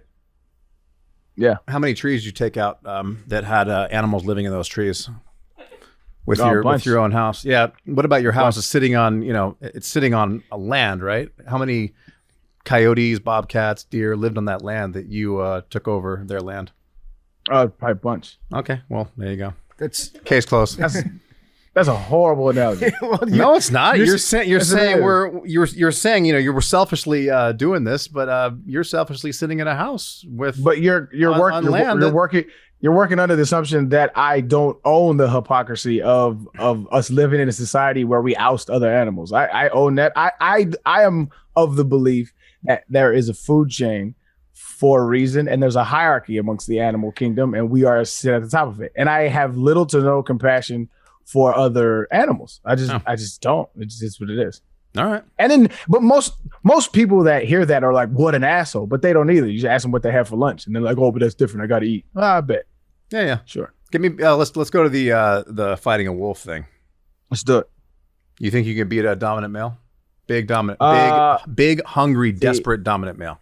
See, that's what always is levied at me, and that wasn't my original claim. I was just saying if I'm in a situation and I'm on a one-on-one with the wolf, I think I can get it. If you are in a one-on-one with a wolf, odds are you're not fighting a big, dominant 250-pound male wolf. You're probably fighting a little scrawny one that's been ousted from his pack, right? Oh, a little scrawny one. That's not a very fair fight, Like I said, I agree. In the pack, there's the dominant ones that typically take down. They take down game 4 or 5 times their size. I mean, they take down freaking bison that are nearly 1,000 pounds. So no, I agree, and even then, right? If I'm in a situation, I have to believe I'm going to win, or else I have no chance at winning. So I'm not just going to give up. But depending on the wolf, yeah, if I can get a wolf. But like I never said I could beat every single wolf out there, right? This was never the case. So what happens? So let's say a wolf, you're going at it, and it jumps at you, and it knows exactly where to grab because it knows where the death blow is. So it's going to grab your throat and hang on. Now it's got about 400 pounds of pressure per square inch. What do you do when it grabs your jugular? Go. Die. You lose gracefully as fuck. You lose. No Gracie Baja training is going to save you. He has to get there first. It's like I got moves too, so we'll see. I think meet me in the octagon. I actually think that that like rookie, first year, second year Arian Foster beats a wolf. after he gets that second contract with the Dolphins, he gets too complacent. You get comfortable. After the first one, I'm not really. Yeah. See, you're not fighting for your life anymore at that point. That's why you don't pay running backs. Here you go with that shit, man. There you go with that shit. All right, Arian, you got any questions for Brandon? Any more dog debates you want to get into? You want to ask him about? He also trained tigers, and he swam with great white sharks. Cats. I swim. He currently swims with great white sharks. So okay, I do have a question there. What is the difference between training like cats and dogs? Like the main differences you notice. Dogs you can train off affection. Cats are just one big middle finger. You need to have. Cats are their mind thinks much different than a dog. Dog is obedient. A cat is not. Cat, basically, you can only teach them a few things. You can teach them a quick A to B, maybe teach them to lie down. But you're not going to teach a cat the way a dog would learn. Dogs, you can literally teach them off affection. If you have a relationship with a dog, you can train them whatever you want. A relationship with a cat means nothing. They're just one big middle finger walking around. Yeah, I think that like most house cats, if they were the size of tigers, they'd be bigger assholes than tigers. Like they pretty much are. They're just a micro-sized tiger is what they are. Is there like a red flag if somebody's a cat person as opposed to being a dog person? Not really. I mean, everyone's got their own animal. You got some people who are just parrot people. Yeah, bird people are that's a weird bunch. Bird people and snake people. We call them the bird nerds. No offense. When we go out, we do safaris in Africa, and so a lot of people go to Africa to see the big five, which is the lion, the leopard, the buffalo, the elephant. But then you have these what people they're called the bird nerds. They go to Africa because they have this big book of 5,000 birds, and what they want to do is they want to go around the world spotting every single bird, get their picture, and move on. I'm like, there's a lion over there taking a buffalo out, and you took a picture of a hummingbird the size of a thumbnail. Yeah, some people just like they bird watch. They just like check off list. Okay, now I've seen that bird. Yeah. But I think you got to get out of here, so we'll let you go. But this was Brandon McMillan. You can find his book, The Story of Your Dog. I got one more question, bro. Okay, last question. I got one more question. Unless y'all already talked about it. Sorry, I was late. But Caesar Milan, did y'all talk about him? We did not. No. What's your take on the dog whisperer? I don't know. He does this thing, I do mine. We have different styles. Dog training is kind of like martial arts. There's different styles. Sound like a little beef. You ain't got nothing, no beef or nothing like that. It sounded like a little. No. People always try to push me on this one. It sounds like you got a little. I heard a little beef in that answer. It sounds like a little. People always try to push me on this one.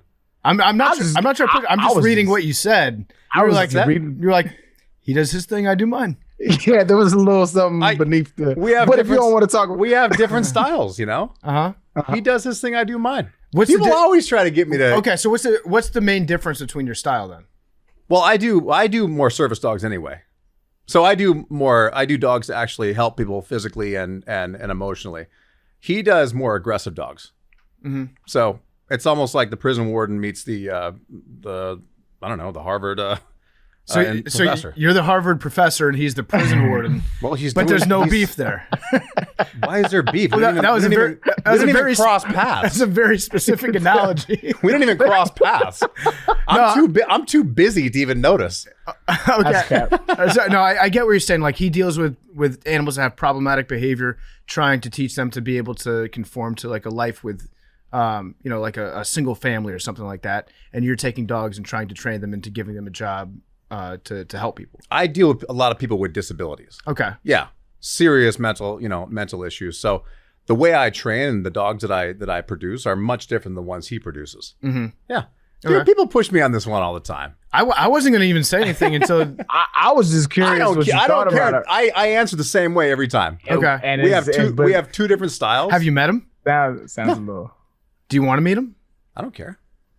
Who would see? There it is. That's the. Would you try to be the dominant male if you met him? Would you like have specific body language and try to like have Caesar become part of your pack? I don't know. I'm not really like a dominant human being. Yeah. All right. Well, I appreciate you stopping by again. Check out The Story of Your Dog, and you can check out the Link Smart Pet Wearable. 5th of July, big day for losing dogs.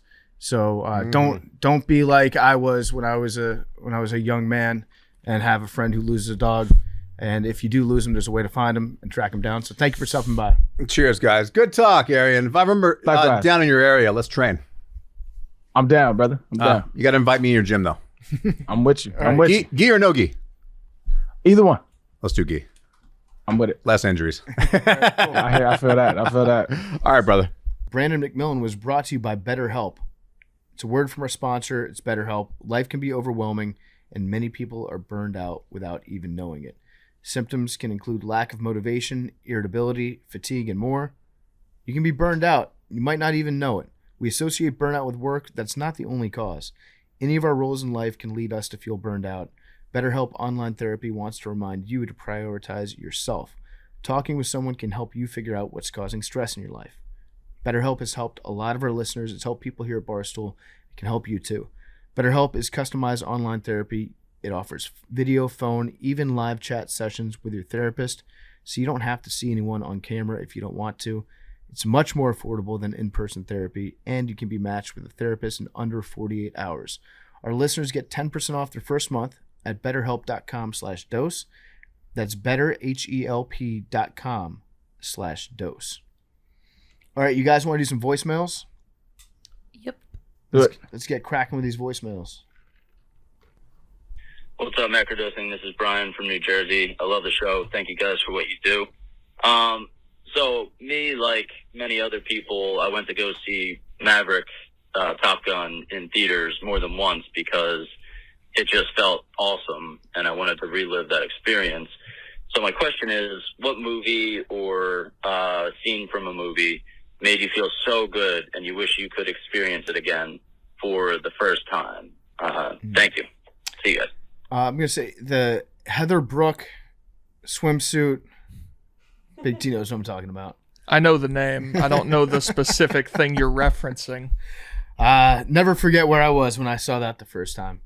No, I don't know. That's a good question. What movie or scene in particular would I like to see again for the first time? I know what Arian's going to say. Yeah, of course. Other than Avatar, that's my obvious answer. It wouldn't be a movie. It would be Game of Thrones. Watching Game of Thrones again for the first time. That's a good call. Yeah. Such a dope experience. That's great. I watched it for the first time during the pandemic, and people were very jealous that I got to be going through it until I got to like season 6 or season 7. No, I'm not listening to this anymore. What do you think about the new Game of Thrones that's coming out though? It's supposed to be the tree people, right? It's going to be about Jon Snow. Well, the one that's really? coming out this year is like a prequel, and then the Jon Snow when they're starting to develop. Oh, okay. There's one. Yeah, it's supposed to be about the Ice King and the tree people, right? No, it's the Targaryens. Oh, really? Yeah.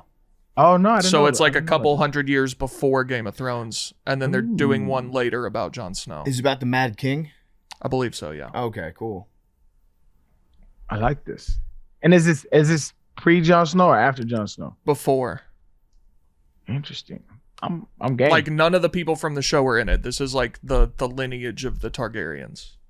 Oh, okay. Yeah, no, I like that. Or is Jon Snow the actor? Is he gonna be in his Jon Snow one? Yep. I would assume. Okay. As Hank put it, it's a postquel. So it's not a prequel. It's coming after the thing. It's a postquel. Or a sequel, as many of us know it. Top Gun is a really good choice for that, I think. I would also say like Training Day, the movie Training Day. That gets me hyped every time I watch it. Yeah, Training Day was fire. Every single time. There's really no lulls in that movie. There's no like soft scenes. It's all like some crazy shit is always happening in that movie. Oh, okay, I got one. Saw for the first time, like before I'm not talking about all the other ones, but the very first Saw was like a really dope experience. And maybe it's because it was like I saw it when I was in college and like all the homies went, and so it was like a really dope experience. But it was just really cool, like a little thriller. That the twists and turns, and it was really dope experience. I don't get much in the movies where like I didn't expect that. That was dope. Draft Day is another good one. Great. I remember where I was when I watched that movie for the first time. I mean, biggest Oscar snub of all time? Question mark. Absolutely. We got to look up and see if that movie won any Razzies. Maybe Arian won a Razzie. He doesn't even know about it yet. What's a Razzie? It's like the shitty version of the Oscars for movies that people hate. But what was really dope about that was like my entire family. Like we went to this theater in Houston, and like we rented out the theater, and the entire family came. That was a dope experience. That is cool. That was cool. Yeah. Morbius is another good one I'd like to see again. No. What's your take on Morbius? I love the graphics in it. Wait, you actually saw it? Yeah. You're one of like 6 people that has seen Morbius. Well, my child, my oldest daughter is a fucking Marvel. Like, she is insane with it. She knows all the backstories. She knows all the comics. She knows like everything. And so like she knows shit's coming out fucking 30 years from now. So we went to go see Morbius. And so I loved the graphics. The graphics were actually really fire, but this just was corny. It was just a corny. He's a Batman basically, but cooler Batman, but just a lame. Everything was kind of lame, but the graphics was dope as shit. I like that part of it. I'm just shocked that you've seen it. I think My kids love Marvel, man. It did something like $100,000 in box office. Well, I was about 90 of that. That's crazy. That's a wild percentage of the total gate that Arian was directly responsible for. We was the matter of fact, there's 3 other people in the movie. We had the whole shit was like to ourselves. I thought it was just because I was in San Antonio and it was a weird day to go see it, but I didn't know it did that bad. Yeah, it was real bad numbers. Draft Day was Damn. nominated for 1 award. It was the Alliance of Women Film Journalists, and it was nominated for the most egregious age difference between the leading man and the love interest between Kevin Costner and Jennifer Garner. It did not win though. Oh, I love that. Damn. What a specific Jennifer very Garner. specific. No, I remember that. I watch that award show every year. She was probably what, like 28, 29? No. Jennifer Garner is 50 now. Oh, she is? Yeah. She's that old? So she was 43, So she was like 44. Okay. Yeah, she was like 42, but Kevin Costner's 17 years older than her. Well, that's Ain't she in Top Gun? Ain't she in the movie Top? No, that's No. not her. different woman. Who's that? The new one? Yeah.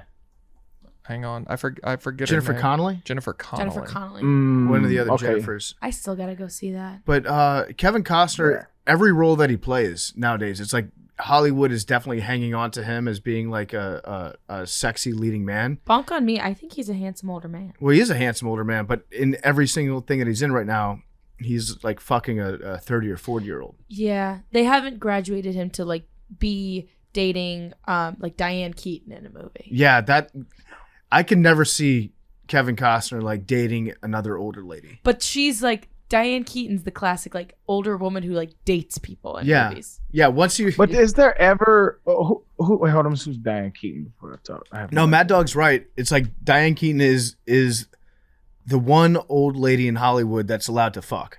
Yeah, her and Jamie Lee Curtis. Yeah, Jamie Lee Curtis is still allowed to fuck too. Her and There's Activity. just not a lot of like older women leads that is like a love interest kind of story. You know Like, what I mean? Meryl Streep doesn't fuck. No, she doesn't.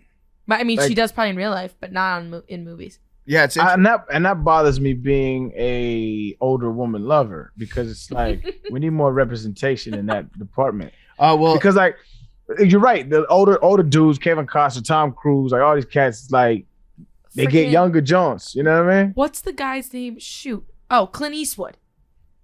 yeah, they could No, make a he- movie where Clint Eastwood like has a 40-year-old girlfriend, and everybody be like, yeah, that tracks. The No, mule. I need to make a movie about just Shorty just doing her thing. So, Arian, it's interesting you mentioned that because I saw a commercial. There's a movie that's coming out where it's, I think, a 35, 40-year-old guy. I think he's more on like the 30 side, and he's dating a 70-year-old. You would love it. What's the Wow. movie called? I forget what it's called. I just saw a commercial. I think it was during the U.S. Open. 70 might be my limit. Yeah, and When one of you the start getting 70s, even high 60s, you there's a lot of more issues that arise. I think the sweet spot is like 40 to 60. one scene, she asked him what the oldest lady that he's been with was, and I think he says 80. Damn. It's a very sex positive way at looking at older women, but it's like it's really older women.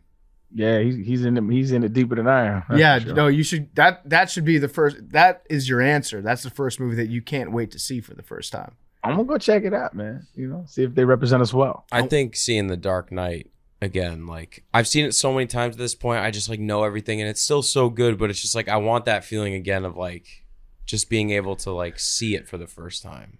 Yeah. I could agree with that. It's like now I can like recite every line in the movie and I like know what's coming, but like that feeling when you didn't know it was coming is the best feeling in the world. Mm-hmm. I was gonna say Shawshank Redemption. It's a good one. That's a good one. The end of that movie for the first time, very, very good. Yeah. All right. All right, good question. Great question. Hey, my name's Parker from Michigan. I have a question for Arian. When he was on Hard Knocks with the Texans, whenever that was, he wore like a sweatshirt and sweatpants when it was super hot out one day and said it made him cooler. And I've been for years telling people that wearing a sweatshirt in the heat can make you cooler. And I have no reason to believe it's true, and I have no clue why he said it was cooler. Would love to know why it is actually cooler. Thanks. It's a deep cut. I Yeah. want to know about this. Yeah. So so the thing is like, so if you see like yard workers, people work on yards, they're always in long sleeves and they always cover themselves, right? And it's because direct contact of the sun heats up your skin more. Where when you have like layers on, you're still going to be hot either way. It's just a little more cooler than you would be with just direct heat on on your skin. Is there a temperature that shifts where if it's like 80 degrees outside, I could see wearing a sweatsuit would be like stifling hot, but then if it's 100 degrees outside, it's more about protecting against the sun and you're cooler if you wear a sweatsuit. Say that one more time. I don't know. I might be way off on that. I see it being more realistic to wear a full sweatsuit when it's 100 degrees and the sun is like super hot than if it's 80 degrees and it's just like a normal hot day. If it's a normal hot day, then I'm t-shirt and shorts. Yeah, it's for like excruciating heat. Like when you're out there, and it's for when you're out in long periods of time. Like if you just walk into the mailbox, wear some shorts. But if you have direct contact with the sun for long periods of time, it limits your exposure to it, which will cool you off. I do like the idea of somebody going out there, like they saw Arian on Hard Knocks 10 years ago, and they're like, oh shit, it's 90, I better get my scarf. Remember, Arian Foster told me to do this back in the day. It's very funny that he still remembers that. That is funny. All right, what else we got? What's up, guys? It's Austin calling in from Raleigh, North Carolina. Big fan of the pod. I've been listening since day one. So my question today is, if you were to come up with a rule for a macrodosing drinking game, what would it be? For instance, take a shot every time Billy gets caught spreading misinformation. It says, so anyways, or anytime Arian says, I'm going to keep it a buck. Looking forward to hearing everyone's responses. Stay gorgeous and beautiful, and Big T, stay sexy. Ooh. Love this guy. Either of those, you'd be dead if you played. Yeah, that he took drinking the game. obvious one right off the bat. Arian says bumper. That's on there. Cap. Cap is a good one. what's happening? Yep. What's happening? Big T interjects with a right wing talking point, making a subtle dig at something Arian just said because Arian like bought something at a store, and Big T's like, oh well, not such a big hater of capitalism, huh? Yeah. That would be fun. Tweets a lot of shit about communism from his iPhone. I've noticed. See, perfect. That's perfect. I think that would be a good addition to the list. That's what we need to do. We need to have an episode on Karl Marx. Okay. That would be good. That would be a Huge great. racist. So were 99% of all white dudes that existed pre-1900, bro. That's correct. Let's see. What else could we put on this list? I mean, there's just a lot of stuff that we could pick on Billy for that I don't feel like doing. He's down already. He's down bad, but he knows. He knows that he has his. This will make him better, though. It will. Let's see. If Mad Dog if Mad Dog asks a question that's not that everybody above the age of 30 instantly knows the answer to, Yeah, that happens. that she's like dumbfounded by. Yeah. Like, what's dial-up internet? I- Do you know what dial-up internet is? I've heard of it. Yeah. You used to have to kick your parents off the phone if you wanted to sign on the internet. I don't get that. Because they didn't have, first of all, they didn't have cell phones. It used the landline for the house. I know landline. Okay, so you know what a landline is. Mhm. Did you ever have a phone in your house that had a cord that was connected to a wall? Hmm. Okay, so they would use that to dial up to the internet. But how would you literally have to dial on the phone and be like, okay, like Oh, 411? You and got- it's time for Dial-up internet has existed since you have like been on the internet. I had dial-up internet when I was a kid. Maybe we were just poor, but What year was that? Yeah, what? early 2000s. Yeah, but Yeah, no, that's about. So you wouldn't like get on the phone and be like, "Hello, operator, please connect me I to the internet." understand that. Am I online now? All right, can you read me my email, operator? Wait, That's what you had to do. no, you didn't. Yeah, you had to get verbal transcripts. No, you didn't. You're Each- lying to me. No, so each town had a center is usually located in the DMV that you would go to, and you could access the internet there, because that's where a lot Like of an internet cafe? yeah.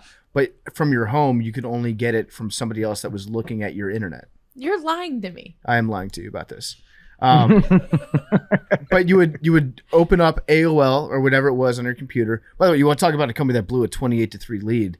AOL, Skype also.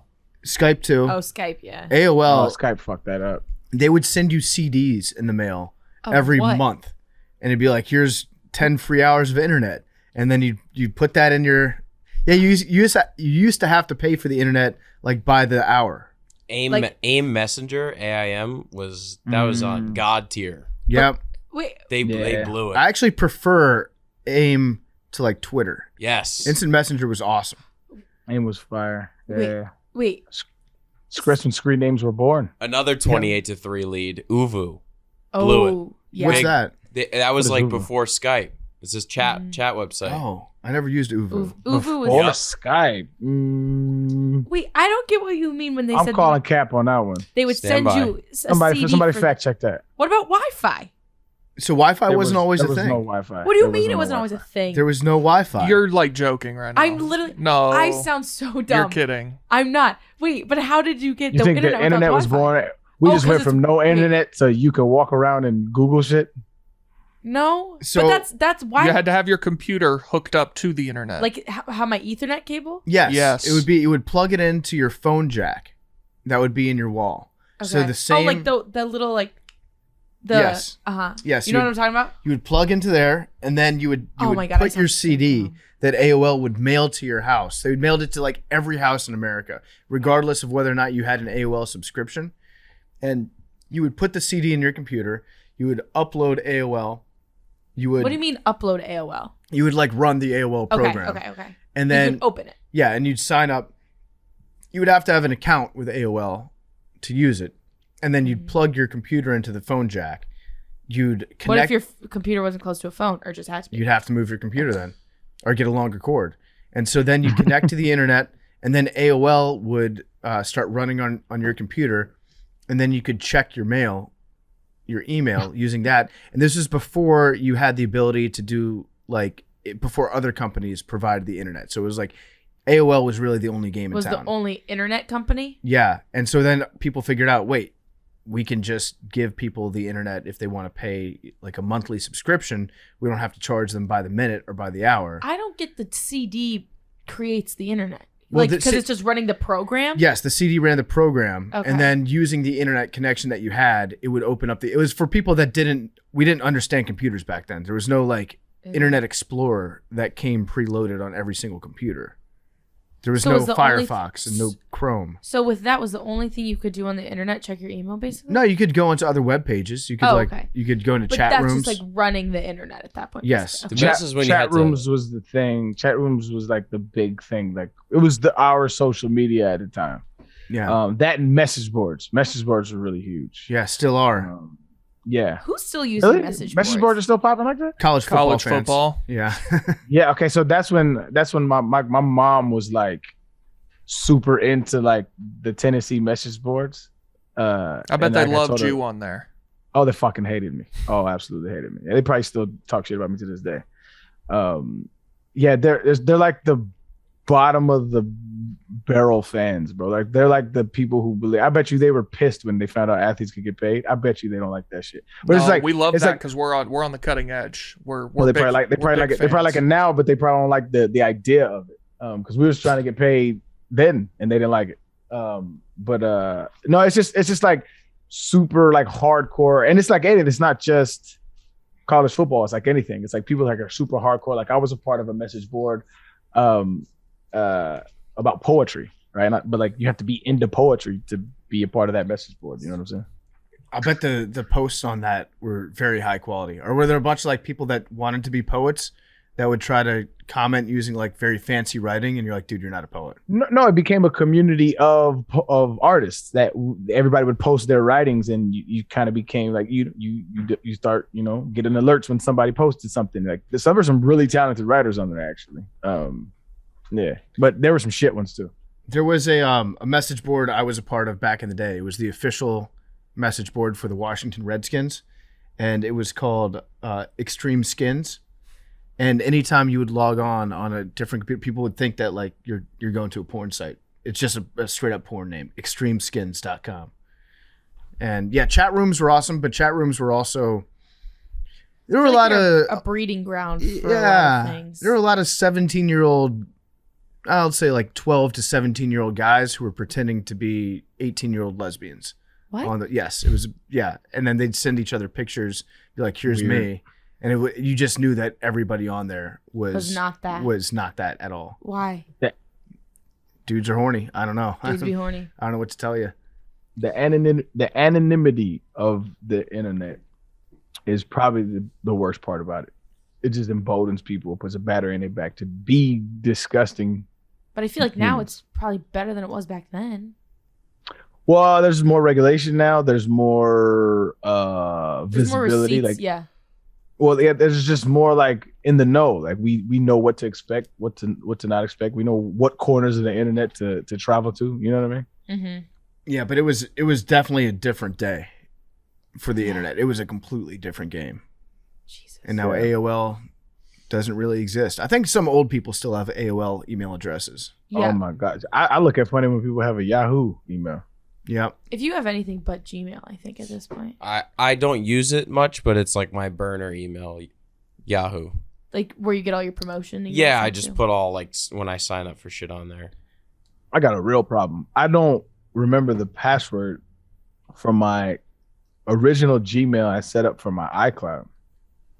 Oh, that's tough. Yeah. So I there's just nothing I could do if I ever forget my password. Okay, we got another voicemail? Yeah, one more. This one actually plays into what you guys were talking about. Also, Arian, you were right. Skype's been out since 2003. I was like that was one of the first ones, bro. Yep. Hey everybody, this is Gio from Salt Lake City, Utah. Long time listener to the show. Love all you guys. My question is literally for all of you, and this happened on a trip that I went to with a group of friends. Got out a debate, and we started talking about if we had to rank them in order from best to worst, what order would they go in? And the categories were Marvel movies, the Harry Potter universe, Star Wars universe, and Lord of the Rings universe. All right, love you guys. Stay handsome. They're all 4. You don't like any of them? They're all last. You don't like Lord of the Rings? I don't like any of them either. Those are like. Hold on. What is his? You saying rank those 4? Rank the 4 like universes. Come on, Big T, with that shit, man. I'm on Big T side. What? Yeah. I've seen all of the Harry Potters. I think I've seen every Star Wars at some point. I just like don't. The other 2 I have not watched any. But you've watched all the Harry Potters, yet you don't like them. Well, like it was like a thing to go see when you were a kid. I've never seen a Harry Potter or a Star Wars. I've never seen any of the movies in any of these categories. Well, if I had said I hadn't seen any of them, you would have said, how would you know you don't like it? That's true. So you just kind of like, you can't have it both ways. Marvel. No, if you had seen like 2 Harry Potter movies and you're like, not for me, I would understand. I think I saw all of them, I think. But like, that's because it was like when you were a kid, that was like they were a big deal. So I haven't seen any of them. you haven't seen any of them. You haven't seen a Spider-Man movie. The only I've seen 2 Marvel movies. I saw Captain America Civil War, or no, Winter Soldier, Not even close to even or one of the best. and I ones. saw the one where Brie Larson is the superhero. Okay, what about Iron Man? Oh, Never seen a Batman. Never seen a Spider-Man. Never seen a Harry Potter. Batman Not ain't Marvel. Marvel. Oh, sorry. Not Marvel. See, never seen a Lord of the Rings. I have never really seen any Marvel movies outside. I saw Spider-Man 2. I saw Iron Man 1 and 2. That might be it as far as the Marvel ones that I've seen. And now at this point I'm out. So is his question like, what would you rank the universe that they're set in? Is that No, like, just the franchises. series, I think. Like, what do you think are the best? What do you think creates the best movies? I gotta say Lord of the Rings because that's the only one that I've seen all of them. Lord of the Rings is good. Marvel. The last one dragged on like an hour and a half too long. I'll give you Marvel's insane. The amount of detail that they put into these things, and it's not even close. It's Marvel. that. I've never seen a Harry Potter. Never read It's a book. Marvel. I've seen 2 Harry Potters, and they don't do it for me. No. I tried watching the very first Star Wars and shut that shit off within 20 minutes. I don't like the whole. Almost fucked my high up. There's too many of all of those movies. I don't like how I got to know all of it. I've seen Return of the Jedi. That was okay. I watched. Empire Strikes Back's the best one. Is it? Yeah, you have to see that movie. I watched. Me and so my good. shorty, then. It's so good. Like it's not. It's Is that not the really first even, one? It's 4. So it's the second one. Yeah. Oh. That's the other fucking stupid thing. Yeah, the 3 prequels that came out. You gotta watch 4, 5, 6, then 1, 2, 3, then. It's Shut not up. stupid if you just. No, it's pretty stupid. It's pretty stupid. Just go in order of the numbers. Listen, So I'm gonna rank not it. like a. Number 1 is Marvel. Number 2 is what was it? What were the 3? Star Wars, Harry Potter, Lord of the Rings. I'm gonna go 1 Marvel, 2 Lord of the Rings, 3 fuck. I'm blanking. Star Wars. No, Star Wars is Harry the last. Potter. Harry Star Potter. Wars is last. See, Star I'm Wars not is even like a trash. big Star Wars guy, but like to have that. Lord of the Rings is just okay. Harry Potter, I'm gonna get a lot of hate for this. I think that those movies suck. I'm with you. Very mid to me. Also, the books are too but long. Harry Potter's mid. Star Wars is so bad though, bro. Like, Are we watch all the kind of first out on one. all of these movies, basically? This is Not shocking, Marvel. actually. Like I'm in on Marvel. considering I'm in on Marvel. the demographic in this room and with Arian, it's shocking that we haven't seen more of these movies. I think we're outliers. I think most We are people, definitely the exception. most people. Well, I'm a Star Trek guy. I'm a Trekkie. Is that a So thing? people are usually like either watch Star Trek or Star Wars. It's like the lore behind it. Star Wars is whack to me. So when Star Wars came out for the first time, when Episode 4 debuted in theaters, it blew people's minds. People were like, Yeah. I think I would have enjoyed it had I been raised in that environment, because people would go to the movies and they would get high in the movies. People would like pass joints around during That Star would be Wars. cracking though. Yeah, and so it was. But even then, that's when I first saw it. When I first saw the first Star Wars, I was like, all right, I'm gonna get high and watch movies that I never have seen before that I should watch. Everybody's like, you gotta watch Star Wars. Like I said, first like 20 minutes, I'm looking at the little, and might be a generational thing, right? But I'm looking at the lasers are shooting, and pew pew, and it's just the lamest shit. I was like, bro, I can't watch this. It's fucking my high up. And so then I turned on The Matrix that I hadn't seen before, and that was fucking crazy. When you first high, like that was a good movie, but like it was like the first Star Wars it was so bad. Part of me thinks Aaron would like Rogue One. It's like a prequel to Episode 4. It came out a lot later. It's a little bit more modern, but for some reason, I think you might like that story. I think if you're not into the lore, I think if you're into the lore before the like older movies drop, then it's easier to get into series. Like I try to get people to watch The Last Dragon nowadays, right? Yeah. Like, which is like a hood classic.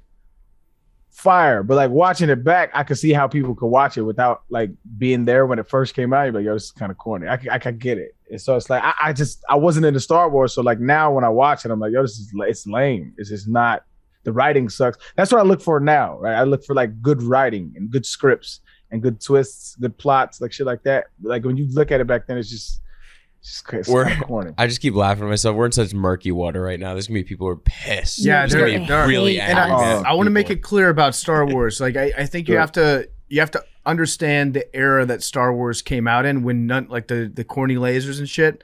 That was mind blowing. It was mind blowing. They can't play in this era. It's the Bob Cousy of movies. Yeah, 100%. 100%. That's a great description, actually. But you have to respect it. You have to like. I don't. Listen, the Matrix is standing on the shoulder of giants. Without Star Wars, the Matrix might even exist. Steph Curry giving Bob Cousy the business 10 times out of 10. I just feel bad for Bob Cousy because he was legitimately a great player. Facts. And in his era. And in his era, he was, people were like, oh my God, I can't believe this guy's doing all this crazy stuff. And now he only gets brought up when somebody's making a terrible point about like how old players could beat new players. And everyone's like, no, not realistic. Bob Cousy was trash. But he was a good player for his era. Star Wars, kind of the same thing. And I like the fact that there's such like a diehard group of fans out there for Star Wars. They're the biggest dorks in the world, but it's a positive thing that they're into. They all get together. They have these conventions. They absolutely love it. And I'm all for community. Yeah, it's a great community, and they're a bunch of. I don't want to say dorks. I don't think they're dorks. I think they're nerds, which is different. And I feel like Star Wars nerds know that they're being nerds about it, but they still love it and they appreciate it. Okay, rank these: dorks, nerds, dweebs. Can we toss losers in there too? I don't think that's the same loser is caliber of inherently, adjective. Like nerd to me can be a very good thing. Yeah. You can be like a 1,000%. nerd and be like, that can make you a lot of money being a nerd. Nerd's number one. Yeah. Okay. Then you said dork and dweeb. Mm-hmm. Dweeb is last. Dweeb is like that. Yeah, I agree with You've that. never called someone a dweeb and like meant it endearingly. Dork, you can be like a girl could be like, oh, my boyfriend's such a dork. Like you can be a dork about something and have it be like endearing. Dweeb is bad.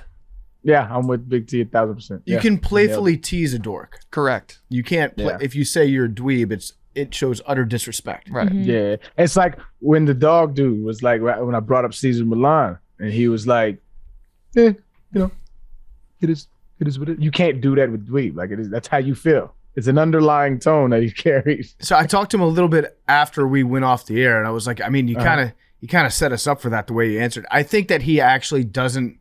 I don't think he has a problem with Caesar Milan, but he probably could have expressed that in a way that didn't make both me and Arian pounce on. This is what it sounded like. He might not have beef. It sounded like he hating on him though.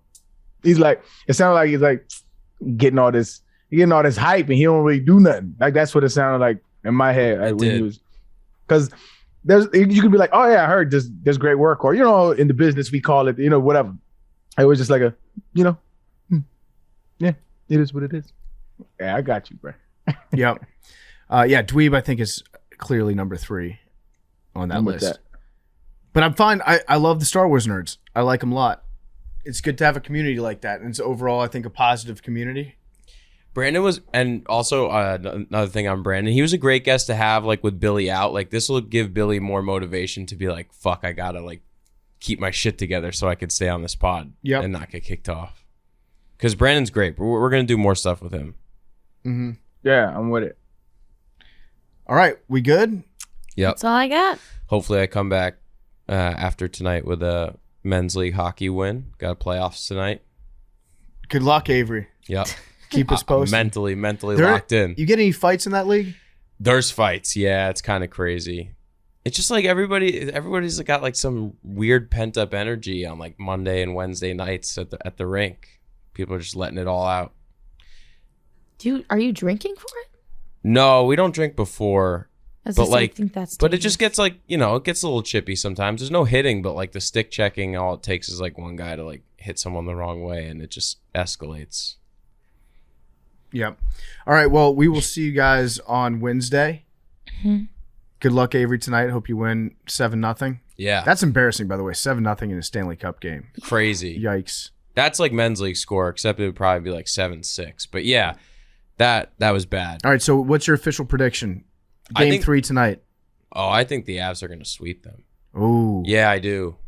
It's tough to bounce back. Although I would rather lose 7-0 than lose 3-2 in like a heartbreaker soft goal at the end. I just don't know how you leave at like your number one goalie in for that third period when you're down 6-0.